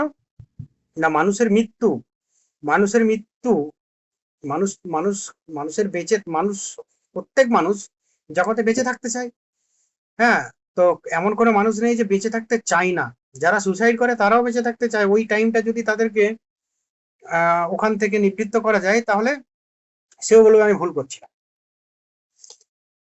সেটা কোনো আবেগের বশে পড়ে তারা মানে করে ফেলে বা করতে উদ্যত হয়। তো তাহলে এখানে কি বলা হচ্ছে না, যেটা অকল্যাণজনক, তাই তো, যদি অকল্যাণজনক হয়, তাই তো, সেখানে কি হবে না কোনো কিছুকে অপরাধ বলে গণ্য হবে, আর যদি কল্যাণজনক হয় তাহলে সেটা অপরাধ বলে গণ্য হবে না। ঠিক একইভাবে কোনো ব্যক্তির মৃত্যুকে অকল্যাণজনক বলা হবে, মানে যদি কোনো ব্যক্তির মৃত্যুকে অকল্যাণজনক বলা হয়, তাহলে তার মৃত্যু যে ব্যক্তি ঘটায়, তাহলে সেই ব্যক্তির কর্মটাকে, তাকে মৃত্যু দেওয়াটা, তাকে হত্যা করাটা অপরাধ বলেই গণ্য হবে, তাই তো? যদি অকল্যাণজনক না বলা হতো তাহলে সেটা অপরাধ বলে গণ্য হতো না, তাই তো? তো যেমন আত্মসচেতন, বিচারশীল, পরিকল্পনাপ্রবণ, স্বাবলম্বী মানুষের ক্ষেত্রে এই হত্যাটা, এটা কি? এটা অপরাধ। আমরা যদি এক পরিকল্পনা, আত্মসচেতন, বিচারশীল, পরিকল্পনাপ্রবণ একজন স্বাবলম্বী মানুষকে হত্যা করি, তখন সেটা হবে অপরাধ। কিন্তু এরকম যদি ক্ষেত্র থাকে যে বিকৃত ভ্রূণ, আমরা বলি ভ্রূণ হত্যা, ভ্রূণ হত্যা নিয়েও আমাদের মেডিকেল এথিক্সে আলোচনা আছে। তো সেখানেও কিছু ক্ষেত্র আছে, সব ভ্রূণের ক্ষেত্রে নয়, যে বিকৃত ভ্রূণ, যে সেই ভ্রূণটা যদি জন্মগ্রহণ করে, সেই যে সন্তানটা হবে সেটা পুরোপুরি বিকৃত, সে যতদিন বাঁচবে ততদিন কষ্ট করেই সে বাঁচবে, এরকম অনেক ক্ষেত্র দেখে কি করা হয়, ডাক্তারের পরামর্শে নষ্ট করা হয়।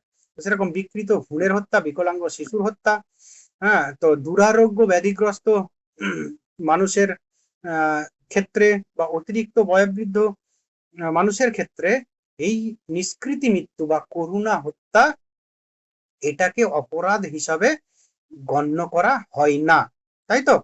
এটা নৈতিক দিক থেকে অন্যায় নয়। কেন অন্যায় নয়? না এই সকল ক্ষেত্রে, হ্যাঁ, সেই মানুষের পরামর্শ নিয়ে হত্যাটা করা হয়, বা তার ফ্যামিলির লোকজনের পরামর্শ নিয়ে হত্যাটা করা হয়। কেন না তিনি বর্তমানে যে কষ্টটা বা যে দুঃখটা ভোগ করছেন, সেই দুঃখটা আর দীর্ঘস্থায়ী যাতে না হয়, তাই তো, সেটার থেকে যাতে নিস্তার পান, তাই তো, নিষ্কৃতি পান। বোঝা গেল? তো যাই হোক, আর ওই ইয়ে কি বলে, ইউথেনেসিয়ার দুটো ভাগ আছে। একটা হচ্ছে কি ঐচ্ছিক, আর একটা অনৈচ্ছিক। এই যে আমরা দুটো পেলাম, একটা হচ্ছে ঐচ্ছিক, যে কোনো একজন ব্যক্তি, নিহত ব্যক্তি পূর্বে তো দুরারোগ্য ব্যক্তি, যিনি জানেন যে আমি আর বাঁচবো না, প্রচন্ড বড় অ্যাক্সিডেন্ট হয়েছে, তিনি জানেন যে আর বাঁচবো না, পুরো শরীর ভেঙে গুড়িয়ে গেছে, এরকম অবস্থাতে প্রচন্ড যন্ত্রণা হচ্ছে, তার প্রচন্ড কষ্ট হচ্ছে, এরকম অবস্থাতে তিনি যখন বলবেন যে হ্যাঁ আমাকে মেরে দিন, এর চেয়ে আমার মৃত্যুবরণ করায় শ্রেয়, এই যে এটা হচ্ছে কি, এটা হচ্ছে ঐচ্ছিক করুণা হত্যা বা ঐচ্ছিক স্বস্তি মৃত্যু। আর কি, পরে পিটার সিঙ্গারের যুক্তিতে আসছে। আর অনৈচ্ছিক কোনটা? না দেখো, যে ওই যে যেটা, যে এমন অনেক ক্ষেত্র আছে যেটা আমার ইচ্ছার উপর, মানে ব্যক্তি যিনি মৃত্যুবরণ করতে চাইছেন, হ্যাঁ, তিনি সচেতন, মানে ওই রুগী যদি সচেতন থাকেন, তিনি চাইছেন, তার মত নিয়ে যখন করা হয়, মানে তাকে মৃত্যু প্রদান করা হয়, সেটা ঐচ্ছিক। আর যখন যার মৃত্যু প্রদান করা হবে, তার যদি ওই মানে সচেতন অবস্থাটা, তিনি যদি সচেতন অবস্থাতে বর্তমান নাই থাকতে পারেন, তখন যে মৃত্যুটা প্রদান করা হবে, তখন সেটাকে বলা হবে অনৈচ্ছিক। এবং অনৈচ্ছিকটা শুধুমাত্র ওই রোগীর ক্ষেত্রে প্রযোজ্য নয়, যেগুলো সেন্সলেস, যে কোনো ধরনের দুরারোগ্য, মানে রোগ হতে পারে, অ্যাক্সিডেন্ট হতে পারে, বা বয়সজনিত, অনেকের দেখবেন 90-100 বছর, প্রচন্ড হয়তো 6 মাস, 1 বছর, 2 বছর প্রচন্ড ভুগছে, এরকম অবস্থা, এই সকল ক্ষেত্রে যে মৃত্যু প্রদান করা হয় সেটাকে বলা হচ্ছে কি অনৈচ্ছিক। এবারে ঐচ্ছিকের ক্ষেত্রে সেই ঐচ্ছিক মৃত্যুর যে ইচ্ছা মৃত্যু, যে ব্যক্তি নিজেই বলছেন আমি মরে যাব, আমি আর বাঁচবো না, সে তার বিরুদ্ধেও মানে যে যুক্তি আছে, তার মানে ওই প্রসঙ্গে যে যুক্তি আছে তার বিরুদ্ধেও পিটার সিঙ্গার যুক্তি দিয়েছেন, যে পিটার সিঙ্গার কোনোভাবেই প্রাণের হত্যা, সেটা মানুষেরই হোক আর অন্যান্য প্রাণীর হোক, তিনি সেটাকে মেনে নেবেন না। তো যাই হোক, বেনথাম ও মিলের উপযোগবাদ অনুসারে কোনো মৃত্যু, ধরো যে এখন যে যন্ত্রণাটা পাচ্ছে, তো তাকে যদি মৃত্যু প্রদান না করা হয় তাহলে সে আর তার যন্ত্রণাটা আরো দীর্ঘায়িত হবে। আর যদি তাকে মৃত্যু প্রদান করা হয় তিনি আর যন্ত্রণা ভোগ করবেন না, তিনি স্বস্তি পাবেন মানে সুখ। তাহলে উপযোগবাদ অনুযায়ী অনুযায়ী যে মানে মানুষের সর্বাধিক সংখ্যক সুখ, এ অনুযায়ী ইউথেনেশিয়া বা ইচ্ছা মৃত্যু গ্রহণযোগ্য। কিন্তু পিটার সিঙ্গার বলছেন যে এটা ঠিক নয়। কেন না,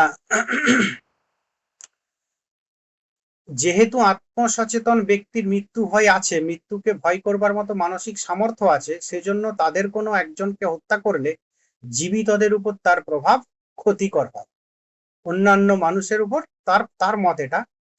তো এইখানটায় আমি অ্যাড করে দেবো এদের মতবাদটা, না হলে এটা আমি একটু কাটছাট করে দেবো। এইটা হচ্ছে পিটার সিঙ্গারের মত, যে আত্মসচেতন ব্যক্তির মৃত্যু ভয় আছে, মৃত্যুকে ভয় করার মতো মানসিক সামর্থ্য আছে, তো সেজন্য তাদের কোনো একজনকে হত্যা করলে জীবিতদের উপর তার প্রভাব ক্ষতিকর হয়। তো একজনের মৃত্যু মানে যদি হয় ওইভাবে দেওয়া হয়, তাহলে অন্যজনের মধ্যেও প্রভাব ক্ষতিকর হতে পারে, তাই ইউথেনেশিয়া গ্রহণযোগ্য নয়। কেন না, এরকম অনেক ক্ষেত্রে যে সমাজের অল্প বৃদ্ধ কিছু একটা হয়তো প্রচন্ড বৃদ্ধ মানুষ, প্রচন্ড দুরারোগ্য ব্যাধিগ্রস্ত মানুষ চাইছে আমি আমার ইচ্ছা মৃত্যু হোক, আমাকে মৃত্যু প্রদান করা হোক। তো এইটা দেখে সমাজের অন্যান্য লোকেদেরও এরকম ভয় জাগতে পারে যে আমারও যদি ওরকম অবস্থা হয়, আমাকেও এরকম মানে হুট করে মরে যেতে হবে, আমাকে মরা ছাড়া কোনো উপায় নেই, এই ধরনের প্রভাব পড়তে পারে। তার থেকে বেঁচে থাকাই শ্রেয়। এটা হচ্ছে পিটার সিঙ্গারের মত। তো এরপর কি উপযোগবাদ অনুসারে কি বলা হয়, যে ইউটিলিটারিজম, যে অগ্রাধিকারমূলক উপযোগবাদ, এটা হচ্ছে যে বেনথাম এবং মিল ক্লাসিক্যাল ইউটিলিটারিজম, আর এটা প্রেফারেন্স ইউটিলিটারিজম, যে অগ্রাধিকারমূলক বা আধুনিক, এরকম বলা যেতে পারে আধুনিক উপযোগবাদ। এই অনুসারে কি না, এখানেও সুখটা ইম্পর্টেন্ট, আলটিমেট সুখটা, এরাও ফলবাদী, যে মৃত্যুবরণ অপেক্ষা জীবিত থাকা প্রিয়তর, তাই তো এদের মত।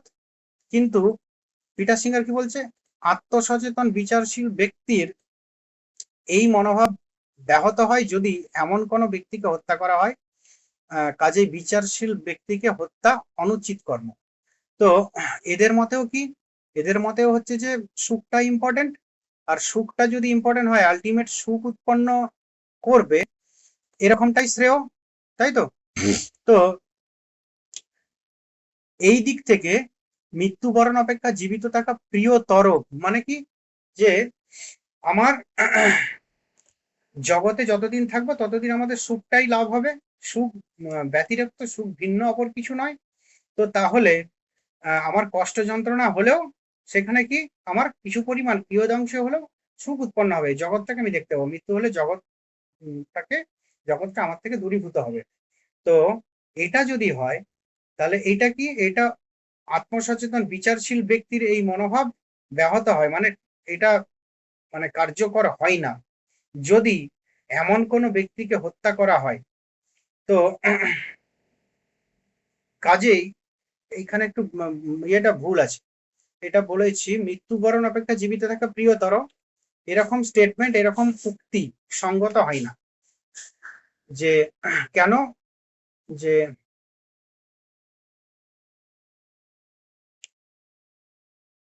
করা হয় এমন কোন, এখানে হচ্ছে যে হ্যাঁ, এমন কোন দুরারোগ্য ব্যাধিগ্রস্ত ব্যক্তিকে ব্যক্তির ক্ষেত্রে এরকম প্রযোজ্য প্রযোজ্য হয় না।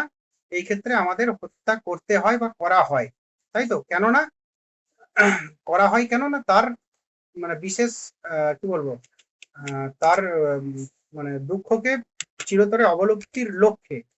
কিন্তু সেই ক্ষেত্রে কি করা হয়? বিচারশীল মানুষকে তো হত্যা করতেই হয়। তিনি বিচারশীল মানুষ। পিটার সিঙ্গারের মতে কি বিচারশীল মানুষকে হত্যা করাটাই, বিচারশীল ব্যক্তিকে হত্যা করাটাই অনুচিত কর্ম। বিচারশীল ব্যক্তিকে হত্যা করা ঠিক নয়। 3 নাম্বার কি, যে ব্যক্তির ভবিষ্যৎ পরিকল্পনা থাকে এবং সেই পরিকল্পনাকে কার্যকর করার অগ্রাধিকার ব্যক্তির থাকে, মানে সে অনুযায়ী তার অধিকার থাকে। অর্থাৎ ব্যক্তির বেঁচে থাকার অধিকার আছে এবং সেই অধিকারকে ক্ষুণ্ণ করে তাকে হত্যা করা অন্যায় কর্ম। আরেকটা কি, যে স্বয়ম্বর ও স্বাধীন তাকে হত্যা করা অন্যায়। এরপর দেখো আরেকবার 4টে বলি, যে এগুলো আমি চেঞ্জ করে দেব এই দুটো। পিটার সিঙ্গারের 4টে মূল ব্যাপার।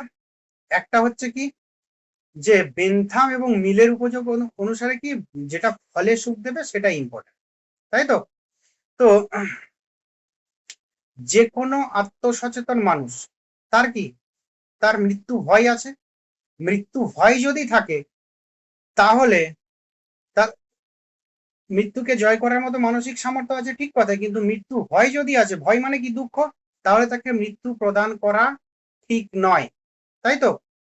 তো কিন্তু কি, কিন্তু আমাদের এদের মূল মতটা হচ্ছে যে যত পরিমাণ মানে যত বেশি পরিমাণ মানুষের বেশি সংখ্যক সুখ, তাই তো? সেটা হচ্ছে এদের মূল মত, তাই তো? কিন্তু পিটার সিঙ্গার কি বলছেন না, আত্মসচেতন ব্যক্তির মৃত্যু ভয় তো আছে।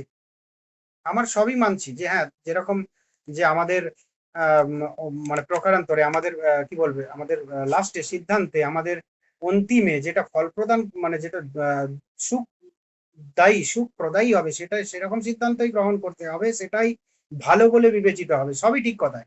কিন্তু পিটার সিঙ্গারের মতে কি, আত্মসচেতন ব্যক্তির কি আছে, যে মৃত্যু ভয় তো আছে। তিনি বলছেন যে আমাকে হত্যা করে দাও, কিন্তু তার তো মৃত্যু ভয় আছে তার মধ্যে। আর মৃত্যু ভয়কে জয় করার মতো মানসিক সামর্থ্য আছে, সেটাও ঠিক, সেটাও মেনে নিলাম। কিন্তু সেটার জন্য পরিবেশের অন্যান্য জীবদের উপর, অন্যান্য মানুষদের উপর প্রভাব পড়তে পারে, তারাও ভীত সন্তুষ্ট হতে পারে। 2 নাম্বার, অগ্রাধিকারমূলক উপযোগবাদ। অগ্রাধিকারমূলক উপযোগবাদ কি করে না, মৃত্যুবরণ কি বলে, অগ্রাধিকার মূলক উপযোগবাদ বলা হয় কি, মৃত্যুবরণ অপেক্ষা জীবিত থাকা প্রিয়তর। মানে কি, যতদিন পর্যন্ত তুমি বাঁচবে, মানে বাঁচাটা মানেই তোমার কাছে একটা সুখের অনুভূতি। যখনই দুঃখ মানে তোমার মৃত্যু হবে তখনই তোমার সব শেষ। তো সেই অনুযায়ী এরা হচ্ছে অগ্রাধিকার, ক্লাসিক্যাল, চরম। তো মৃত্যুবরণ অপেক্ষা জীবিত থাকা প্রিয়তর, সেটা আমার দুরারোগ্য ব্যাধি গ্রস্ত হই হোক বা যাই হই হোক, তাই তো? যতদিন বাঁচবো আমরা এই পৃথিবীতে সুখ ভোগ করতে পারবো, এটা হচ্ছে তাদের মত। এখানে পিটার সিঙ্গারের বক্তব্য হচ্ছে যে আত্মসচেতন বিচারশীল ব্যক্তিকে হত্যা করা, তাই তো? এটা কি, এই ক্ষেত্রে কি হয়, একজন আত্মসচেতন ব্যক্তিকে হত্যা করা হয়, করতে হয়।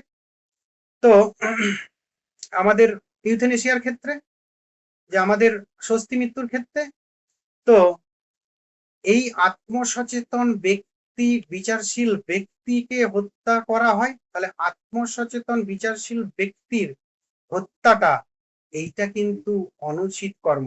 তিনি দুরারোগ্য ব্যাধিগ্রস্তই হোক আর তিনি যাই হোক, তিনি একজন আত্মসচেতন ব্যক্তি, যাই হোক না কেন, তার হত্যাটা কিন্তু অনুচিত, হত্যা ঠিক নয়, তাই তো?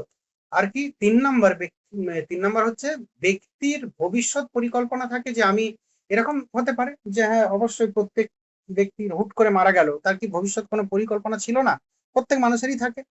তো এরকম হতে পারে যে হুট করে হয়তো স্ট্রোক হয়ে মারা গেল, হুট করে অ্যাক্সিডেন্টে মারা গেল, তার কি জীবনের কোনো পরিকল্পনা ছিল না? ছিল, তাই তো?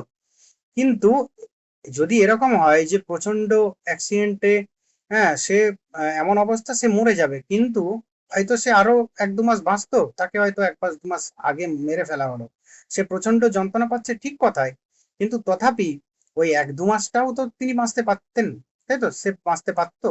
এটা এখানে বলার কথা। এবং আরেকটা ব্যাপার, তিনি একটা নির্দিষ্ট পরিকল্পনাও করে রেখেছেন যে কিভাবে বাঁচবেন বা কি ব্যাপার। তিনি বেঁচে থাকলে তো সেটা নিজে কিছু না করতে পারেন, তার পরিবারকে হেল্পও তো করতে পারবেন। তাই জন্য বলা হচ্ছে ব্যক্তির ভবিষ্যৎ পরিকল্পনা থাকে, আর কি থাকে, সেই পরিকল্পনাকে কার্যকর করার অধিকারও ব্যক্তির থাকে। অর্থাৎ ব্যক্তির বেঁচে থাকার অধিকার আছে এবং সেই অধিকারকে ক্ষুণ্ণ করে তাকে হত্যা করা অন্যায় কর্ম। লাস্ট যেটা, যে স্বয়ম্বর এবং স্বাধীন, মানুষ কি স্বয়ম্বর এবং স্বাধীন, তাই তো? এবং তাহলে তাকে হত্যা করা অন্যায়। তো যাই হোক, এই হলো তোমাদের ইচ্ছা মৃত্যু কিংবা মৃত্যু। এগুলো সবই কনসেপচুয়াল কোশ্চেন থাকবে।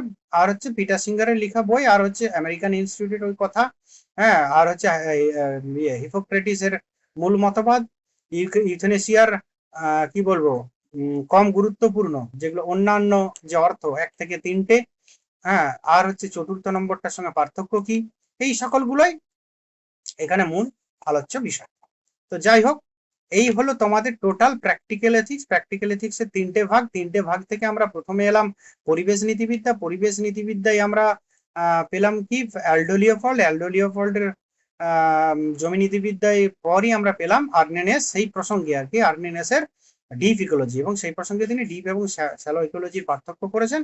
এবং তারপরে আমরা এখানে কিলিং অ্যানিমেলস ওই জায়গাটা ইন জেনারেল দেখলাম, তারপর পিটার সিঙ্গারের মত দেখলাম, তারপরে আমরা ইউথেনেশিয়া, স্বস্তি মৃত্যু, এবং শেষকালে আমরা বিচার করে দেখলাম স্বস্তি মৃত্যু, যে কিছু কিছু ক্ষেত্রে স্বস্তি মৃত্যু স্বীকার করতেই হবে। এবং পিটার সিঙ্গার যেহেতু গোঁড়া একজন কি বলবো, পশুবাদী বলা যায় বাংলাতে, তো সেই জন্য তিনি কিন্তু যে কোনো ধরনের হত্যা, সেটা মানবই হোক, মানব বেতর পশুই হোক, তার বিরুদ্ধে যুক্তি দিয়েছেন। ইউথেনেশিয়ার ক্ষেত্রেও তাই, যে তিনি একেবারে হত্যার বিরুদ্ধেই, ইউথেনেশিয়ার বিরুদ্ধেই তিনি জোর দিয়েছেন। তো এই কথা দেখলাম। এই প্রসঙ্গে ইউথেনেশিয়ার দুটো ভাগও দেখেছি, যে ঐচ্ছিক এবং অনৈচ্ছিক। যেটা নিজে আমরা ইচ্ছাকৃতভাবে মৃত্যুবরণ করি ঐচ্ছিক, আর যখন আমাদের কোনো হুঁশ জ্ঞান থাকে না, যখন আমাদের পরিবার মৃত্যু বরণ করতে মানে মৃত্যুবরণটাই শ্রেয় বলে বিবেচনা করে থাকে, তখন সেটাকে অনৈচ্ছিক কিংবা মৃত্যু বা নিষ্কৃত মৃত্যু এরকম বলা হয়। তো যাই হোক, তো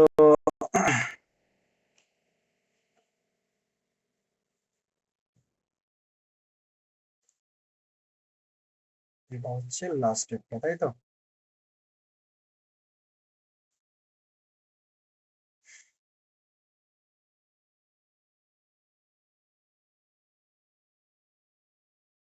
চারেরটা বলো তো,